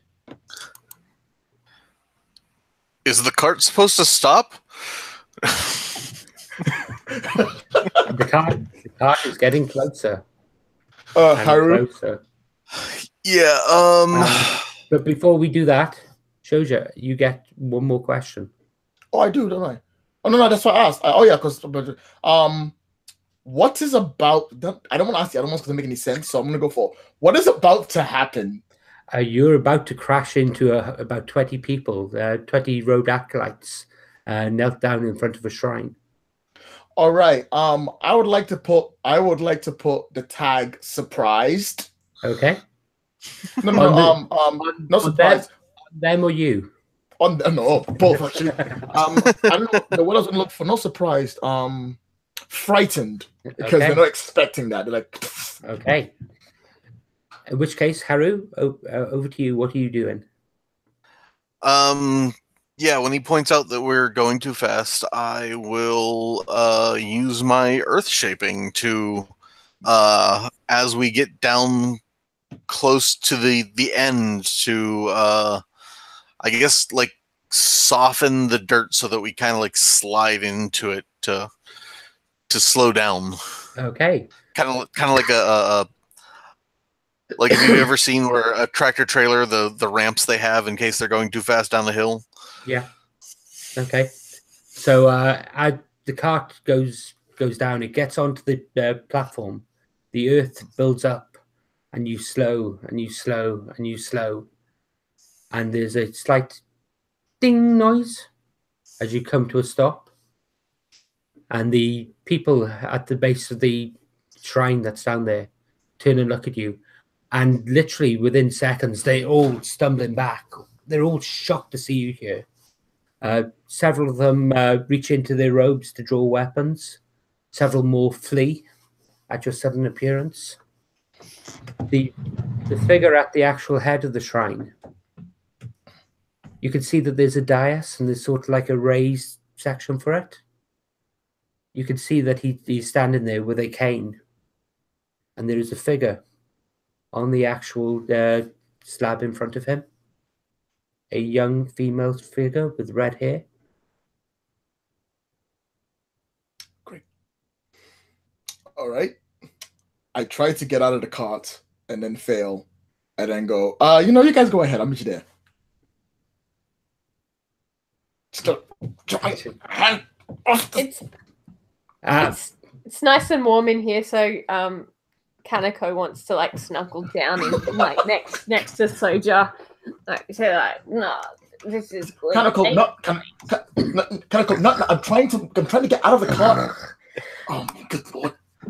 Haru will get out and one hand each of them out of the. Thank you. The figure at the head of the shrine lifts up a walking stick, a very familiar walking stick, and it starts shouting, "No, you won't disrupt the ceremony!" and pulls the sword cane out of the stick. All right. Oh, great spirit of fire! Is that my cane? No, charge! Oh, great spirit of fire! We have given you all that you asked for. We now give you a vessel, so you may walk this land. Okay, guys, I'm going out. She lays down and like draws on the spiritual energy around and the awesome opium that she's on, and wants to like have a look around and see what this spirit is that they're conjuring. Okay, can you roll astral projection then, please? I can. Or whatever it's actually called. Yeah, whether or not I do any good with it this time. Oh, 10! Yes! Okay. You can observe and converse beyond your own body. You may return instantly, but you can still be hurt, and your physical form is unconscious and helpless. Okay, you step out of your body, and you step into a scene that is straight out of Visions of Hell. There is a large snake surrounding this cavern. It worms its way around, and it is on fire. The snake is living fire. It curls itself round the platform, the dais, and you can see it has curled its body around the prone Mei-Ling. I'm using like all the energy that she has. I think that she feels quite weak in this state, but also I think the cloudiness from the opium has dissipated, and she calls out, "You will not harm the girl. She is mine. Mine. She is but a weak child. Come here and let me show you what real power is." No, I know your sword. I can smell you, slaver. You will not bind me. I do not wish to bind you. I wish to release you from our realm. This place is mine. I do not wish to bind you, but you might see that pleasant summoning that you're attending to will be your binding. You cannot trust that man that is masked.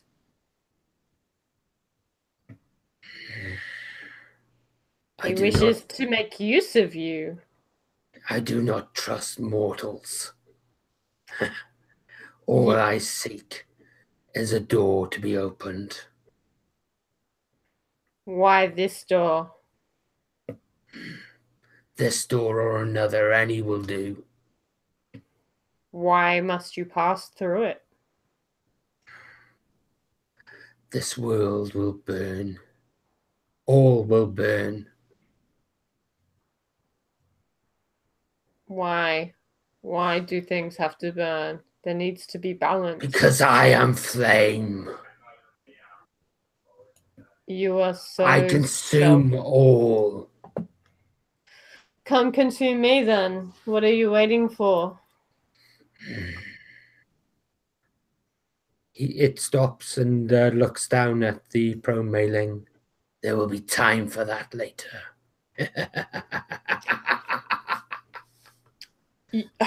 Her form is of no use to me. I can destroy her first, so you will have to address me. Then try, mortal. But I will not enter a bargain with you, slaver.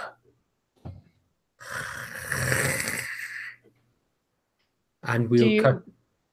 At this point, we'll cut back to the other characters.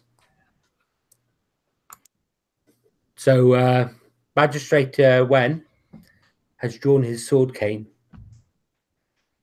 He stands with his arms out and starts shouting he starts chanting.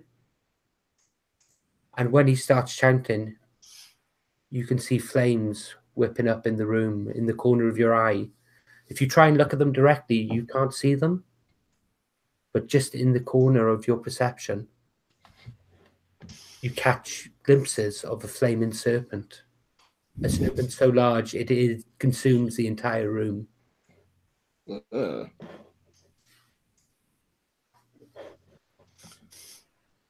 I was gonna go charge to save that girl, but I don't know what Haru's doing. Because like I've been by myself, I might get my ass whooped. So I was gonna hope Haru was coming with me, but I don't know. He might be like earthbending or some shit. Okay, so Haru, what are you doing? What do we see when she's talking to the fire spirit? You don't see anything. So it all happens like in an instant, pretty much? Well, her body lays back, her eyes roll back in her head, and you've seen her astrally project before. You know what she's doing. Mm-hmm. You know that she's stepped out of her body.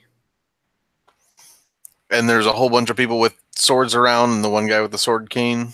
That's right. There's about 8 people with different weapons and daggers that they've pulled out of their robes.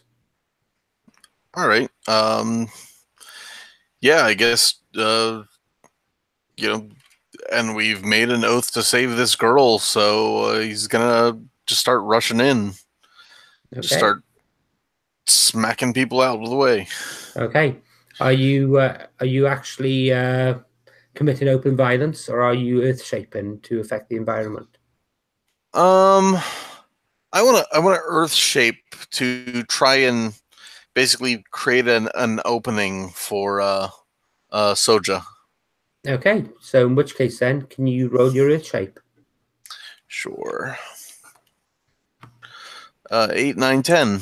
Okay, so on a 10, that allows you to Haru earth shape. On a 10, anyone you can add environment tag. Anyone can take advantage of this environment tag when making a move to add 1 to their roll.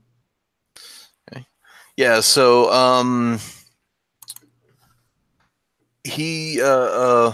Haru basically goes to face all 8 of them and is just kind of bringing up walls to separate them off. So I'm going to create the environment tag of I don't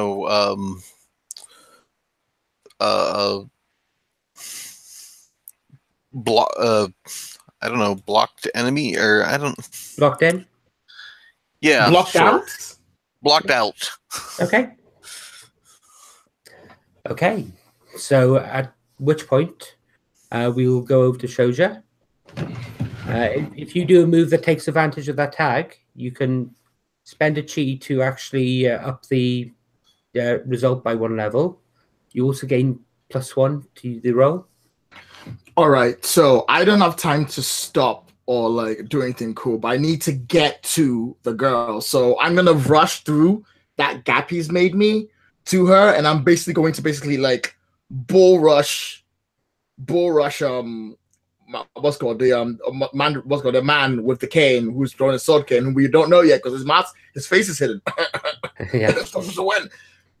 Away from her, basically send us both tumbling. That's what I'm gonna do. Okay, can you in which case then can you commit open violence? All right, let's make this roll. It's gonna be difficult because it's a -1, so let's do this. You get a +1 for taking advantage of the block then. And I'll probably use a cheat to upgrade it if I roll well. And 6, 7, 8. I get a +1. No, it's 8. I will spend that chi to use blocked in to make it a 10. Okay, at which point then you get to add a tag to the target. Tumbling. Okay, you come up to him. He's thrown to the floor.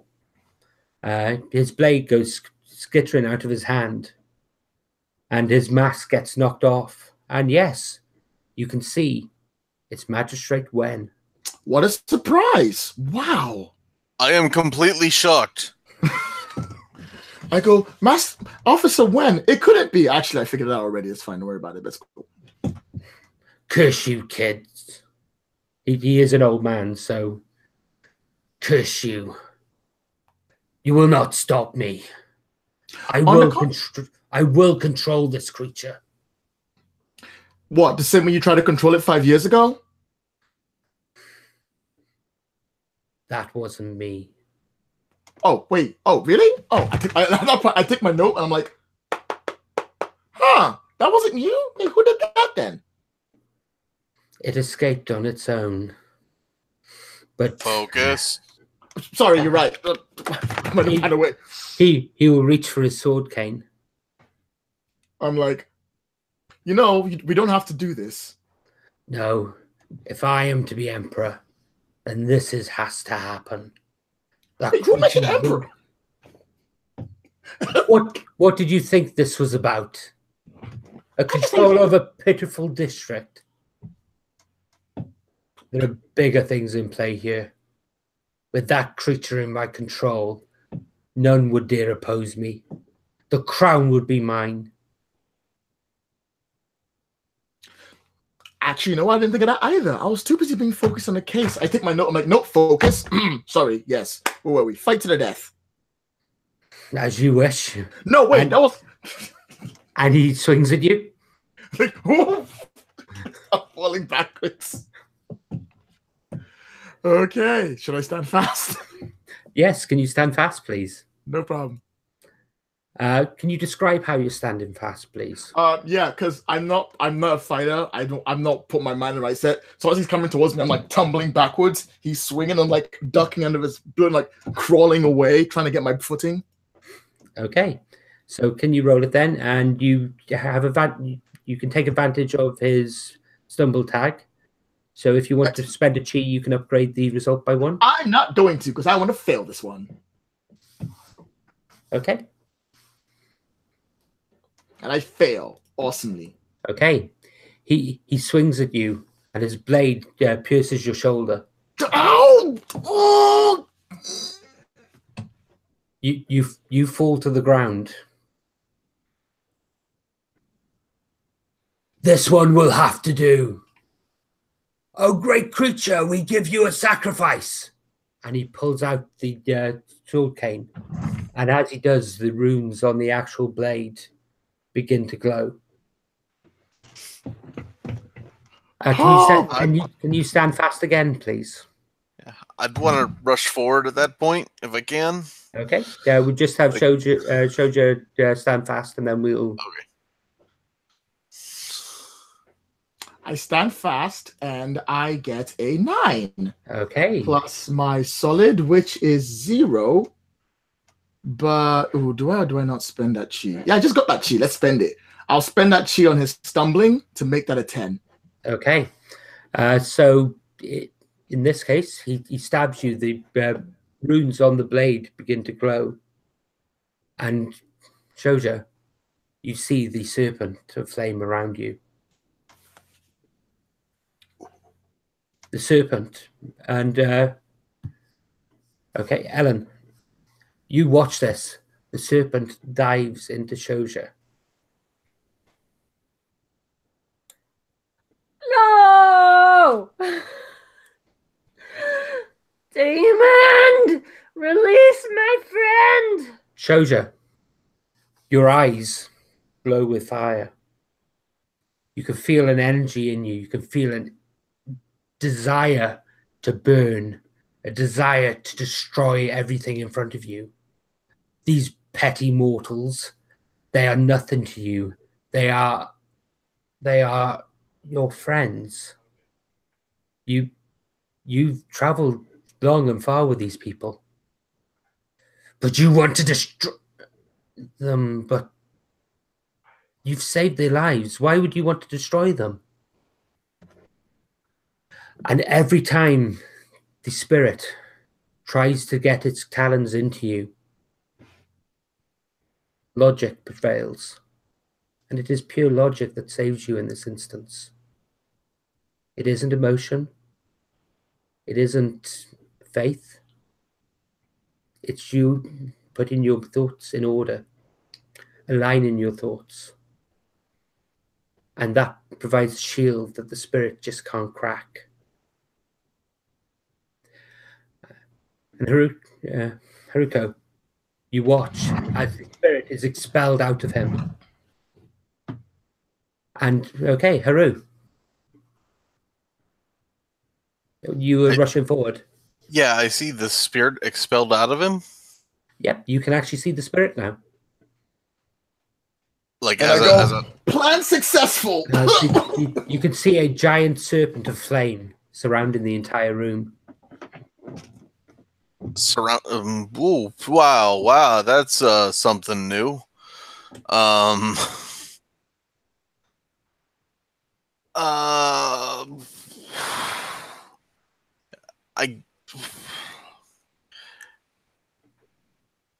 Haru's first instinct would probably still be to get in front of Soja and Punch him out. yeah, Not Soja, the other guy. yeah, Mandarin Wen. Say try and grab him. What is this thing? Stop it. Okay, in which case, can you move with intent, please? Sure. Move with intention, sorry. That's plus fluid. Yep. Okay, I'm 1 on that. And 11. Okay. I've been rolling really well. In which case, then, you can choose 2 of the following. You can add 1 to your next roll, add an environment tag, place a tag on the target that you're gaining a position on, or you're safe from immediate attack. I am gonna say that he's gonna get I can place a tag on the target. That's right. Yeah. Yes. So I'm gonna place an intimidated tag on Magister Wen or Mandarin Wen, and I'm gonna take +1 to my next roll. Okay. As you come forward and confront him, stand back, and he holds his sword cane up. The runes are still glowing, are still flaming on the blade. Stand back. I'm sorry, Harry, you have to remind me, what was the question you asked? I didn't ask a question. I told him to stop this thing. Okay. No. This is my chance. This will make me greater than any of you peasants.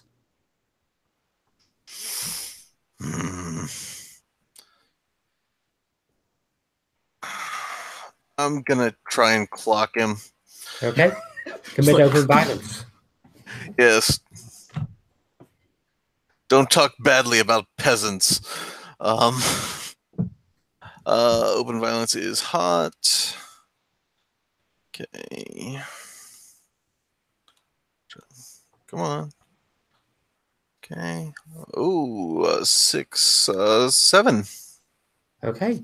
So you get to put a tag on him, but I get to put a tag on you, I believe. Okay. So, Oh no, sorry. I do apologize. It's you. The options are you don't put a tag on them, or you're left in a disadvantageous position, or you're left open to the counterattack. So you choose one of those.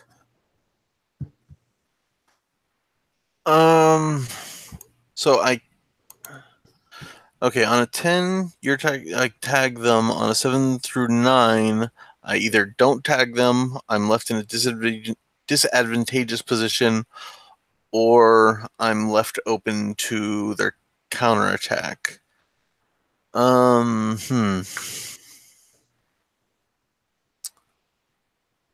I'm gonna say that I am not able to tag him. Okay. You go to strike him, and he dodges. He steps to one side. You bring your fist forward, and as you do, his hand comes up, and with one finger, he touches your arm, and your arm feels numb. Ugh. You draw it back. It's gone in moments, but he obviously hit some sort of pressure point or nerve. Oh, I hated those guys in Legend of Korra. They were the worst. No one. They're like the Sablers. Nobody like they play blue on like Magic. Get the hell out of here. Haruko, you've seen this before. In the astral realm, you see Magistrate Wen. Kaneko? Sorry, Kaneko. Sorry. It's okay. It's fine. Don't worry about it. It's like 2 in the morning. Yeah. Kaneko, in the spiritual realm, you see the Magistrate draw in his chi. And as he strikes, you can see that his chi reaches out and interferes with the chi in Haru's arm. That's something you've only ever seen one sort of person do before, and that was other spirit shapers.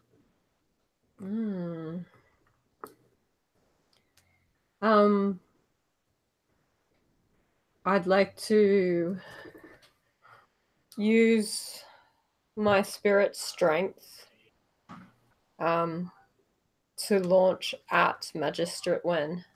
Okay. Mandarin Wen.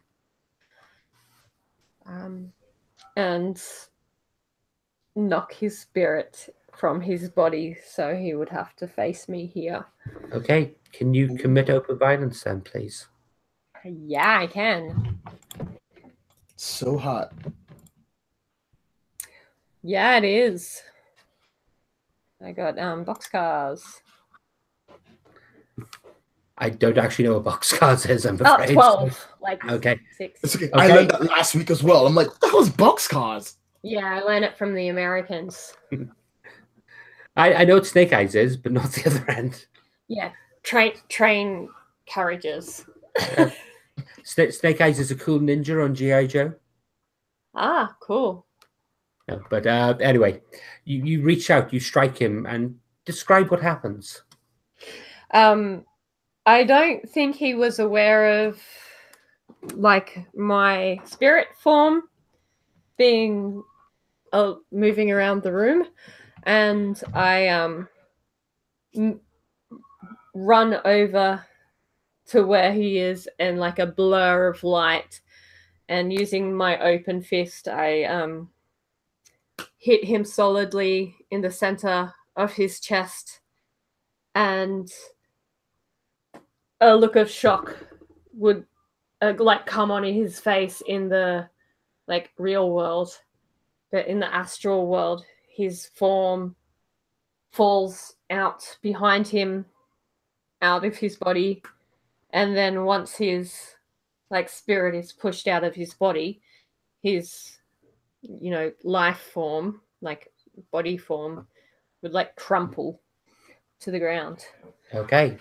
So Haru Shoja, the man in front of you, he has his blade drawn.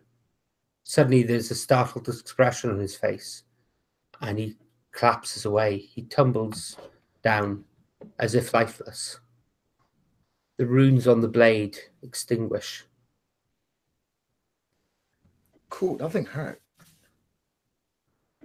Okay. So in the astral realm, he's laying there on the floor.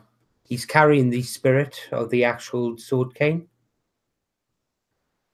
I said I never wanted to see you again. You should have just stayed out of our way. Why are you persisting with this? Your ego is so great that you can't be content with your lot. I will control this world. I will make it a better world in my own image. And there's a hot breeze washes over you, and his hair in the spirit realm blows forward. As a flaming snake head just behind him breathes a gentle breath out over him. He stops. He turns and his eyes go wide. Hello, little creature. Hello, slaver. I see you. And the snake reaches forward and bites him. Yeah. And swallows him whole.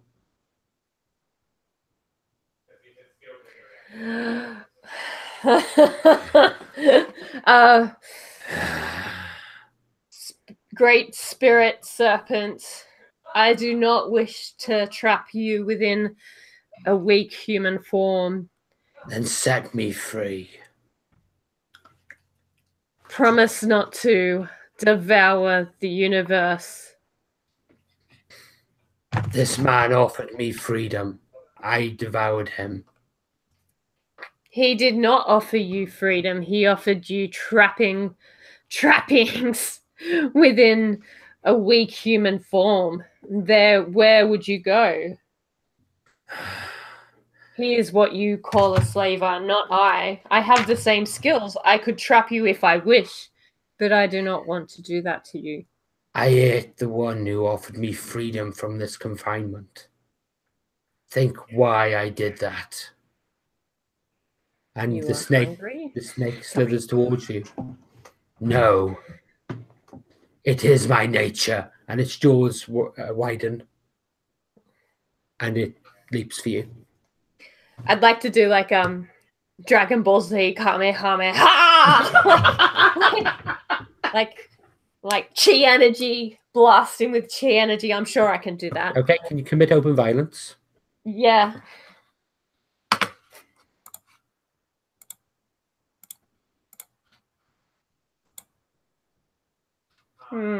So I got 5. I would like to not die here. I've got heaps more chi. Okay. I'd like to pass. I don't have to have like a ridiculous. Can I knock it up a notch? I'd say it's particularly distracted at this moment, yes. So you can knock it up 1 notch with the chi. Yeah, cool. Yeah, I Kamehameha him. Okay. You blast him and its eyes flash, and it's not so much the energy having a harmful effect on it, but the light of the actual blast appears to startle it. You get a chance to flee back to your body if you wish to. Yeah, I'd like to go immediately back to my body. Okay. You flee back to your body and you open your eyes. As you open your eyes, you can see a cultist stood above you with a dagger. And we will cut to the other characters. Yeah, great, thank you. By the way, guys, you can rescue me. I'm a little busy. All right. Magistrate Wen is laying on the floor. He isn't moving. Cross that bridge when I come to it. I look at Haru and I go, Haru, I figured it out.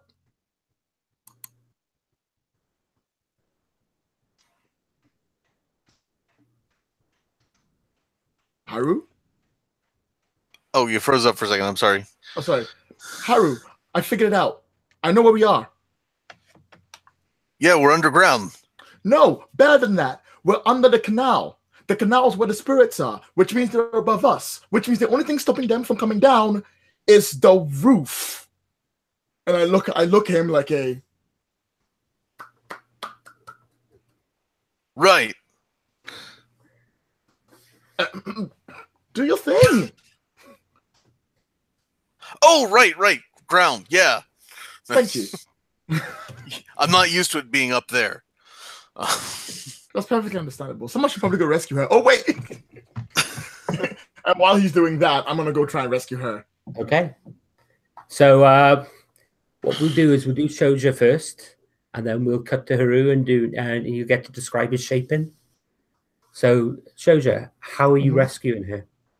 All right, so the Walden thing isn't there anymore, so I'm running towards her. I see the cultist above her with the sword, the knife. Yeah. But I don't have time to like do anything fancy. Would you say we've been fighting for a while, so I've kind of been watching how these cultists move? Yeah, I could say you can use your keen. That's not a problem whatsoever. All right, so I get towards him. I put my hand on the blade. I don't draw it, but I move my hand as if I did. And I do like one of our like star cutting saber techniques, but with my hand. Okay. I don't want to draw the sword unless I have to. Okay. Can you roll to commit open violence then, please? Right. Let's see if I can do this. Oh, fail miserably. One of the others. Beep, boop, beep. 6 + 2, 8. Okay. So you get one of those options. I am left at disadvantageous position. Okay, so you get to tag him. All right. So as he's there. So you've got the platform there. You've got the minecart. You've got the gulp. You've got the actual river of fire, the lake of fire that's just behind him. What happens? All right. So I run up. I see him there, and I see him there, and I go to the sword. I go, don't use the sword. And then as I sort of change my form, my body changes the same stature as Paisho. And then as he's like lifting up the sword, I just appear like directly in front of him, and then my hand goes bam, bam, bam, like 3 times, like one the neck, one the chest, one the stomach. And then like I pose dramatically, and then he just stands there and he crumples down to the ground. And I look down at Kaneko, I'm like, see, saved your life the second time. And as I clap my hands, the cart next to us, with all the shaking, topples over the edge of the lake, and I'm magnetic, so it pulls me along with it. And now I'm hanging by magnets alone on the rail, hanging over the edge of the cliff with the fire underneath it. That's fine. And the Mook in front of you was actually wearing metal armor. So as the cart went down, the cart's gone over one side. You've been pulled over. You've pulled the Mook over as well. So you've actually got the cart on one side. You're holding on to the Mook's armor, and the Mook's armor is the Mook is actually holding on to the rail. And I'm like, this is why I don't fight. And at which point we will then cut to Haru and his shaping. Before you roll the shaping, can you describe what you're doing, please? Yeah, Haru runs over and picks up the sword from the guy and just kind of shoves it in his belt and sticks his hands up against the wall and just kind of focuses, and just starts to move his hands apart, and you see like a crack run up the entire wall and run up through the ceiling as the water starts trickling through. Okay, can you roll your shaping roll, please? If it works, that's what'll happen. But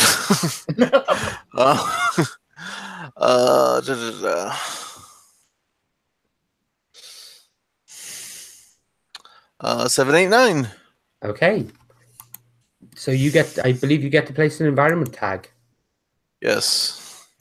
I'm guessing it's going to be some sort of wet environment tag. Yes, it is.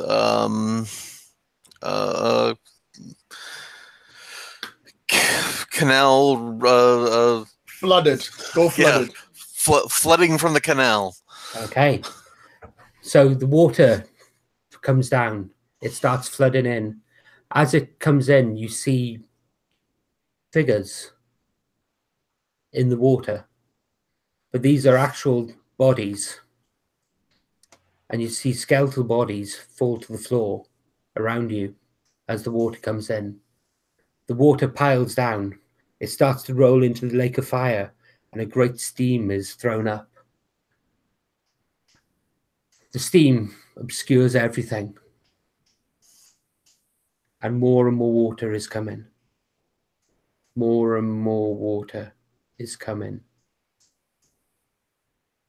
Have you ever been in a sauna? Yeah. The place is getting It's very. worse. The place was hot to begin with.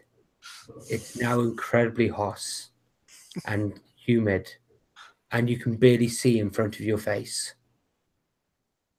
The entire ground shakes, and more rocks fall down from the hole you've made, and a greater stream of water flows in.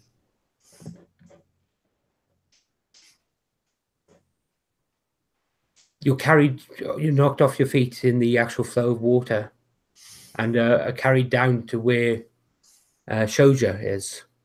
You are carried over the edge, and as you go past, you manage to grab Shoja. This poor. No, sorry, Cultist. you managed to grab the minecart. So I'm hanging even lower. The water flows. Haruko. Oh, sorry, Kaneko. I'm sorry. I'll get a character name right at some point. This is why I shouldn't run games at midnight. The water sweeps over you and knocks you off your feet. You stumble towards the edge. The water keeps on flowing. You try and fight your way, but it rips at the actual splint that was made with the earth, carrying the splint away, and your leg gives out under you. You too are pulled over, and you catch Haruko's arm on the way down. The water is rising.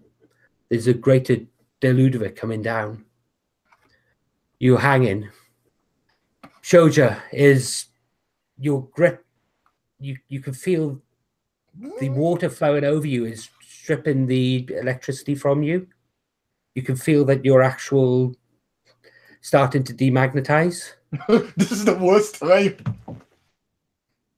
You slip slightly. You slip slightly. And then get hit on the head by a rope that gets thrown over. Ow! The rope tumbles down past you to Kaneko and Haru. Totally grab the rope. As do Okay. I'll bring the cultist along because I feel like he deserves it. Okay. Like, come on, he held us up. Come on, you gotta give him credit. You gotta give him credit. You pull yourselves up. Who's first to the top? Me. Okay. As you pull yourself up to the top, you see a young red-headed woman. She looks at you. You! Oh, if I'd known, I wouldn't have actually thrown it. Hey, just saved your life. Do you mind? Also, give me a hand. She comes over and helps you. What are you doing here? Saving your butt from being sacrificed and becoming a flaming monster. What do you think? Also, your granddad's in the hospital. You need to go see him. She looks, and the final part of the roof falls away, and there's just a huge deluge of water falls down. In hindsight, I may have possibly should have told Haru to stop at some point. Yeah, too late. That was a bad plan. The water flows over the actual first part of the bridge and knocks out the first few legs. The bridge starts to shake and tumble. If you are leaving, now would be the time. I'll scoop up Kaneko. I'll go and grab run. Officer Wen. Officer Wen's body is not there. You look around, you can't see him. You imagine that the water has carried him into the lake of fire. I feel bad for about maybe 2 seconds. Then I get over it. Okay. So, okay, that's fine, Alan. You start running up the bridge. You run. You get out to the entrance of the tunnel itself. You collapse at the entrance, and the camera zooms over. It looks at you from above, and you're all there on your hands and knees, panting. Okay. And then it zooms in on a little sign in memory of our protectors. And we'll end the game there. Whoa! You can't. No epilogues. Yeah, we get epilogues, but that's Okay. where the actual main part of the story goes. So the main scene's over. What happens afterwards? You get free reign to describe this. How do the closing credits scenes go for your characters? We'll start with Ellen. We see it's in the near future. The destroyed dojo is being rebuilt. And there's some fresh-faced students helping with the construction, and Kaneko is like limping around trying to be useful, but Master Falling Snow is like doting on her, like, nope, come sit down here. Here's some tea. Here's some rice balls. You just sit. And yeah, Peisho is working with his students to rebuild the dojo. Okay. JM?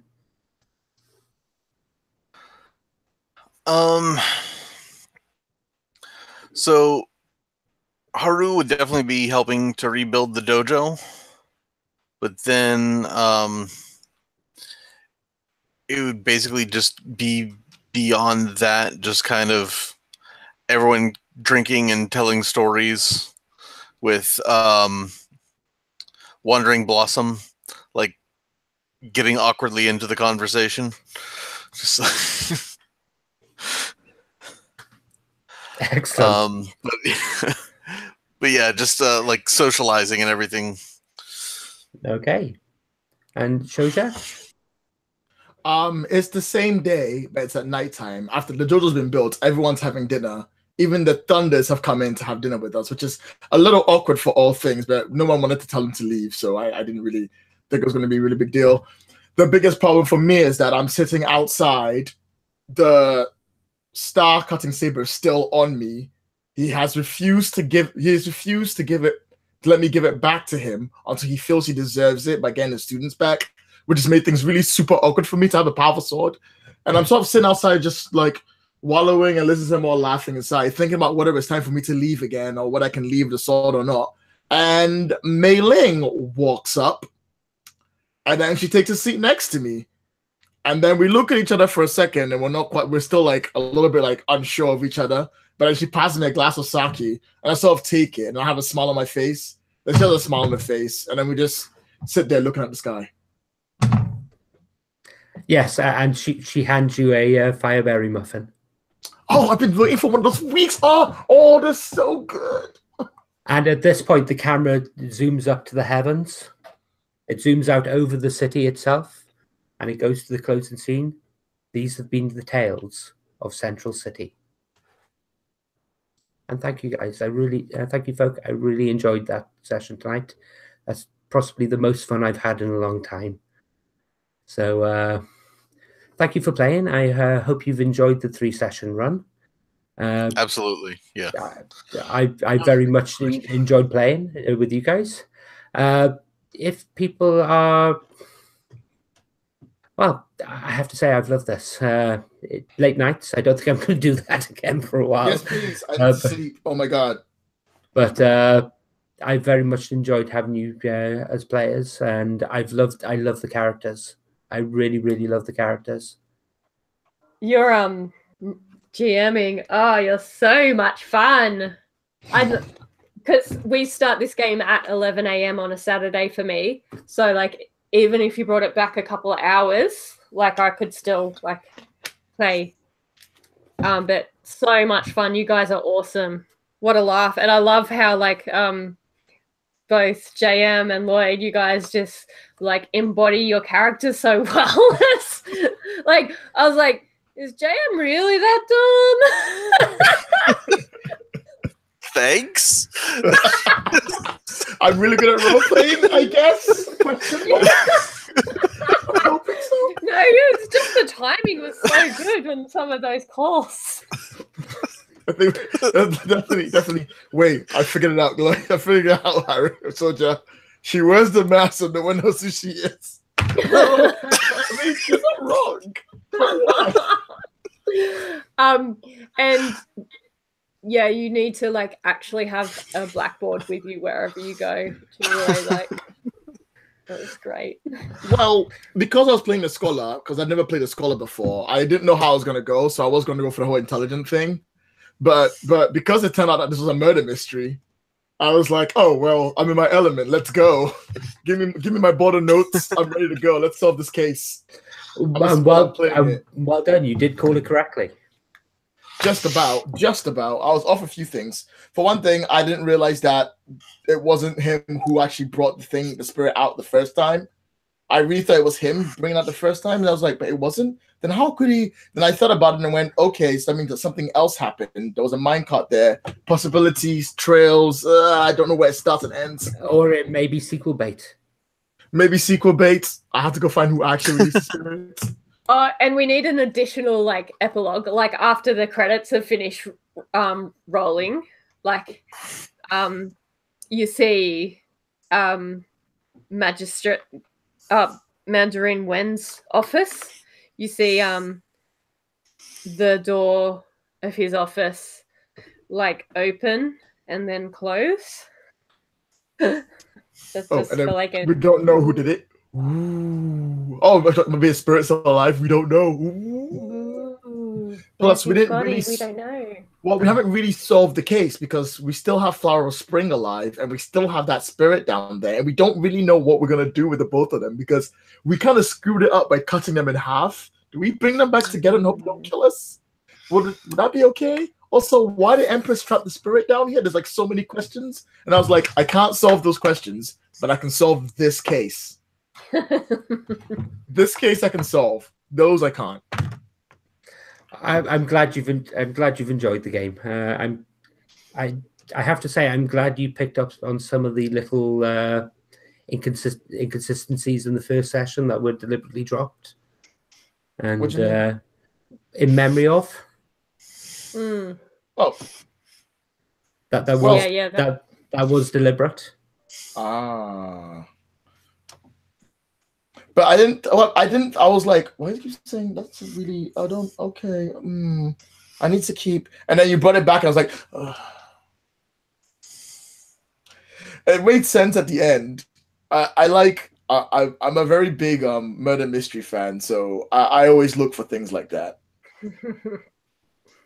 It's hard for me because I get the phrasing wrong normally on a lot of things, like character names, for instance. I don't think I pronounced, apart from Peru, I don't think I've pronounced a single character name right the entire time. Soldier still Soldier. Don't worry, I got Haru wrong. Didn't I call you like Harusha or? I called you like Sukano or something like that halfway through. So yeah. I wish we all just stopped caring what name it was. We're like, it sounds kind of like me. It'll do. Yeah, we're just human. No, yep. Can't be. It's no biggie. It's 3:00 now where we are. Before we go, are people okay to do Roses and Thorns for the 3-session run? So we'll start off with Thorns. I can't get character names right. I really can't. I struggle to remember things that I haven't written myself at some point, and even things that I have written myself. Way when? Yeah. Way when? Because he said, well, I let that go. I thought no one else noticed. So I was like, I'm No, Oh yeah, no, I noticed that too Yeah. because I'd written down way, and I'm like, okay, so it's when. That's all right. Yeah, I'll go with that. That was me not reading my own handwriting. So I feel really bad about the player who joined us for the second session. I don't think I really gave him. Yeah, I don't think I really gave him enough to do. So I need to look at that, and I don't run many open table games normally, so having people jump in and jump out is something I'm not really having a lot of experience with. So apart from that, those are my only major thorns. So, Ellen, do you have any thorns you'd like to raise? No, I don't actually. None. That is the right answer. JM, do you have any thorns you'd like to raise?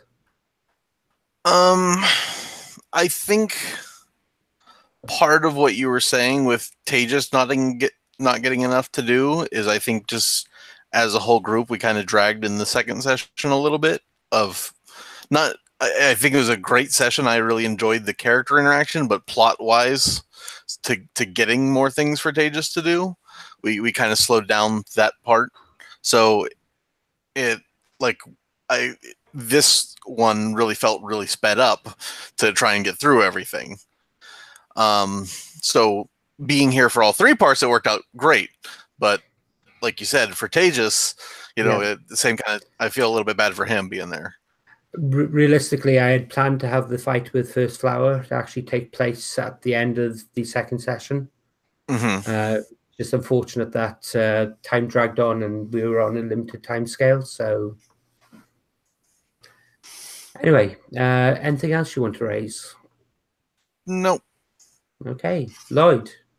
Well, I have a list of my thorns here, and now here's my blackboard. Let's put my blackboard out. Okay, so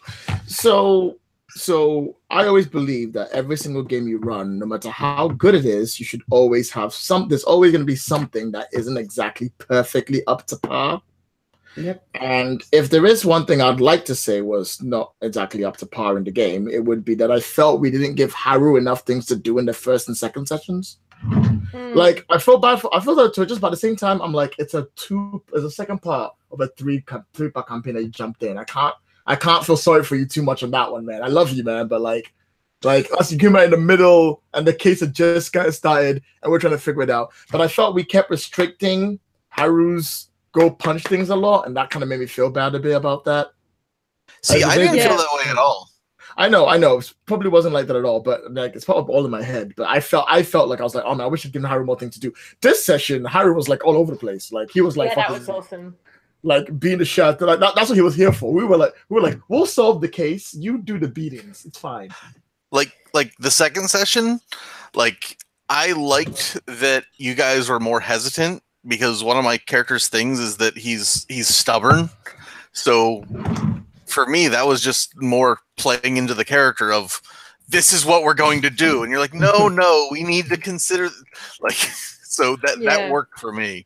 Which actually brings me to my true thorn, my actual thorn that I felt from the game, full on, but not like didn't have much to do, is that we didn't get enough chi from our chakras, because I felt like we played our chakras a lot, but we never got the chi for them. That's the only thing. I'm sorry, that's entirely my fault. I forgot to, like I say, I put my hand up. That is my fault. I should have been awarding it, and I wasn't on the ball for that.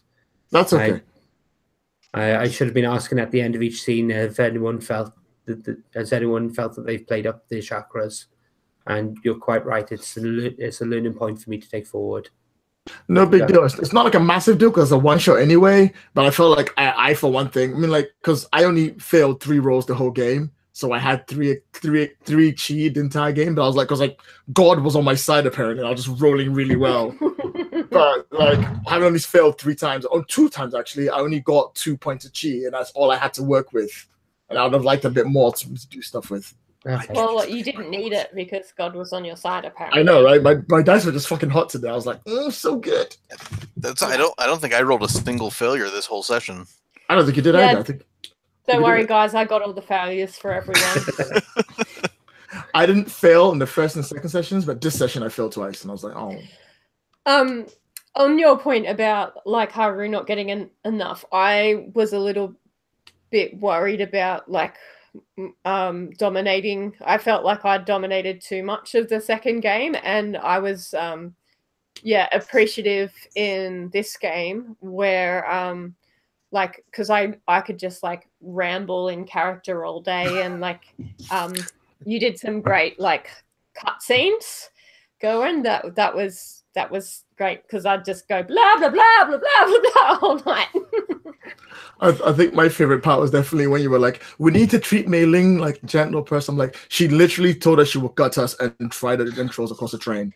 Like, no, I'm not accepting this. I refuse to accept it. I'm going to talk to her every time. You gotta show us some respect. She literally wanted to gut us like fish. She destroyed all the muffins. She deserves to die. I deliberately wanted to set up someone that you didn't want to rescue and then try and maneuver you into position. Yeah, you did that great, clearly. So that would have been fine had you not introduced Grandpa Thunder, who was basically like, I'm the mob boss, go rescue my daughter. I'm like, okay. The mob boss tells me to go get his girl. I'm down. Sign me up. But no, that was the point of the first session, was to get people acclimatized to the system and also to set up Mei Ling as someone that you don't like. Yeah. So overall, I think the story beats, we hit most of them through the actual sessions themselves. But anyway, we've lingered on the negative. Let's go to the positive. Thorns. Sorry, not thorns. Roses. You can tell us. You can tell us 3 o'clock. Thorns and more thorns. Okay, roses. Oh my god, I love your characters. I love your characters so much. They each have very distinct personalities, and they're so much fun to play with. Really are, and I've got a kick out of sitting opposite you. As I mentioned a few minutes ago, this has been great for me. This has been a huge amount of fun. So, Ellen, do you have any roses? Piggybacking on that one, you found ways to test and push all of our characters, which I found great. Like you set up some nice situations for us, and yeah, gave everyone like a chance to shine, and also like a chance to like feel conflicted too, which was quite fun. Your NPCs, fantastic. Like I really love your NPCs. They all had like so much character, and they were all very individual, and some of them quite hilarious, like, but also like some of them quite like complex as well. So yeah, that made the story like really interesting, and really you wanted to like meet these people more. You wanted to find more out about them. The setting, like what a fun setting to explore. We barely scratched the surface, obviously. But yeah, and the yeah, again, I could ramble all day. One last thing is the mechanics. Like I like how I was like, I want to do this Dragon Ball Z thing, and you're like, yeah. I'm like, cool. I'm doing it. Like, yeah, I wasn't like, I didn't feel restricted. Like, you know, some games you feel like you have this weapon. No, you can't do that because you don't have that skill. That was like, well, you decide what your skills are, and like, we'll see if they work or not. At the end of the game, at the end of the day, goodness, it's a very narrative game, and there's only a limited number of moves, and that's one of the things I love about Powered by the Apocalypse. It really does allow you to concentrate on the narrative more than necessarily the mechanics.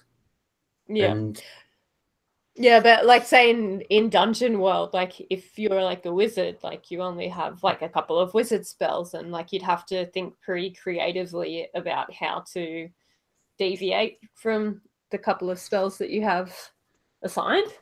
Anyway. Okay, we'll move on to JM. Just to kind of focus in on like what Ellen was saying, that you were great DMing. I remember thinking after the first week that I was really impressed with some of the little bits of description that you added in that made Haru really feel like a giant of a character. You know, like the like I can't even recall exactly what it was, but there was like a couple little like description things that you just tossed in that was like, that was excellent because that helped me see him in my mind as taking up the extra space that the character is supposed to. Yeah, like I think when Gerwin was describing like the carriage scenes where like you're taking up heaps of space and you're looking down on people and like you just do things quite easily because you're huge. Like, yeah, you felt massive. And then tonight the scene with Kaneko finding Paisho on the other side or whatever. That was a really good scene. Your description as well as Kaneko's part, that was a really strong scene, to like the point where I actually felt myself like starting to tear up a little bit. Just so, and then Lloyd's Soja was so entertaining. I want to see that character more. That character can only be played at after midnight because Lloyd can't do this. It's the only way Lloyd can stay awake. Are you normally this delirious? No, I'm normally quite normal. It's just that like because it's 3 a.m. I'm like, and I'm super high. So yeah, there was a lot of like really good little things like that that really helped, and even the things that helped ground it in the setting, like the burnt cabbages and the lettuce and I've been trying to find a way to get a Water Nation iceberg lettuce joke into games for ages. So you've done it. So yeah, that'll be my roses. Thank you. And on to Lloyd. You have so I have a list of roses, and okay. All right, so let's start this from the top, shall we? I'll email you the Excel spreadsheet. So Blackboard. So first up, I don't ever get to play Legend of the Elements very often. I get to play it very rarely. So whenever I get to play it, it's always a joy. And I didn't know what I was doing. I went in with a scholar because I was like, oh, there's 2 shapers. Might as well go for someone that's not a shaper. So it was like, and it worked really well. So first up, thank you very much for giving me the opportunity to play as a brother. I always tend to overdo scenes when I'm in them. So it's always good to, because like I'm always like, I want to do the thing. I want to do the thing. So it's always nice to be reined in by the people around me. So if I were to give like things I really did enjoy about the game itself, I love me a good murder mystery, and I always put too many characters in. You had the exact number of characters that made the plot make sense. You had Officer Wren. You literally went, this is Officer Wren. Here's all the clues. This is Flower Spring. Here are all the clues. Here's Paisho. Here are all the clues. Solve them yourselves, and it worked out. And very often I get to play detective games, and the clues don't make any sense, and they don't have a link, and I have to like circumvent the link down. But when you put it up, it made perfect sense to go 5 years, then the attack, then the person, now we're here, and I could like make a timeline. So that was absolutely excellent. I really enjoyed that, and I would love to see more detective stuff because playing the scholar is fun. The game itself, I really enjoyed because I really love your descriptions. I can't do descriptions like you do. I'm more of a, okay, everybody's here, do the thing. Okay, what goes next? Do the thing. Everybody goes next, do the thing. So having you spend some time to talk about what food we're eating was actually really nice. And you didn't do it very often, so we didn't get too much. Because what I noticed was that you had this lovely long list of places we could possibly go. And you were like, all right, you know what? Fuck it. I'm going to go to 2. I described 2. That's it. We're done. Fuck the rest. And that's all that mattered to you. And I as someone who doesn't do descriptions, I thought it was really neat that you didn't just bog us down and make us go to multiple different places with multiple descriptions of multiple places that we didn't care about. And that was really cool and done well. The final thing I'd like to put on for my rose, I really enjoyed the interactions between the characters that you allow people to go through. Everyone seemed to have come in with their idea. Like the first session is always the hardest one because everyone's trying to build their character, everyone's trying to figure out where they belong. Then the second session is where the plot usually comes in. So everyone's trying to solve the plot. But the third session, we all know it's the last session. So we're like, well, we've already established these characters. We know what they're doing. So we just go right into it and go for it. And that's what I really felt that progression worked really well. By the end of it, we knew what the other people could do we knew what we could say to make them do that, and we knew what we could say to make them not want to do that. And that's what I really enjoyed about the game. So thank you very much. You're welcome. I think the other players, you've all made the game what it is, and it's been a huge amount of fun for me. It's also been a lot of lost sleep, so I thank you for playing. Right. I've had a great deal of fun. I might never see you again, Garen. Goodbye forever.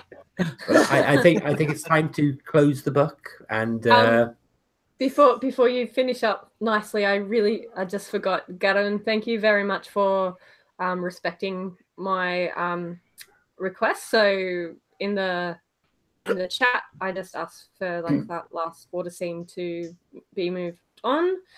And I didn't reach the point where I needed to X card, which was really great. And thanks, Lloyd and JM, for like respecting that too. You should always say something when I was about to drown, because if I'd known that, I'd be like, "Oh yeah, get out. Can we just get out?" Yeah, if I'd known that at that point, I wouldn't have thrown him in the water. But anyway, it was okay when he was drowning, but when I was at risk, that's when I was like, real. Oh, it's okay if you're dying, you're drowning. I'm great with that. That's cool.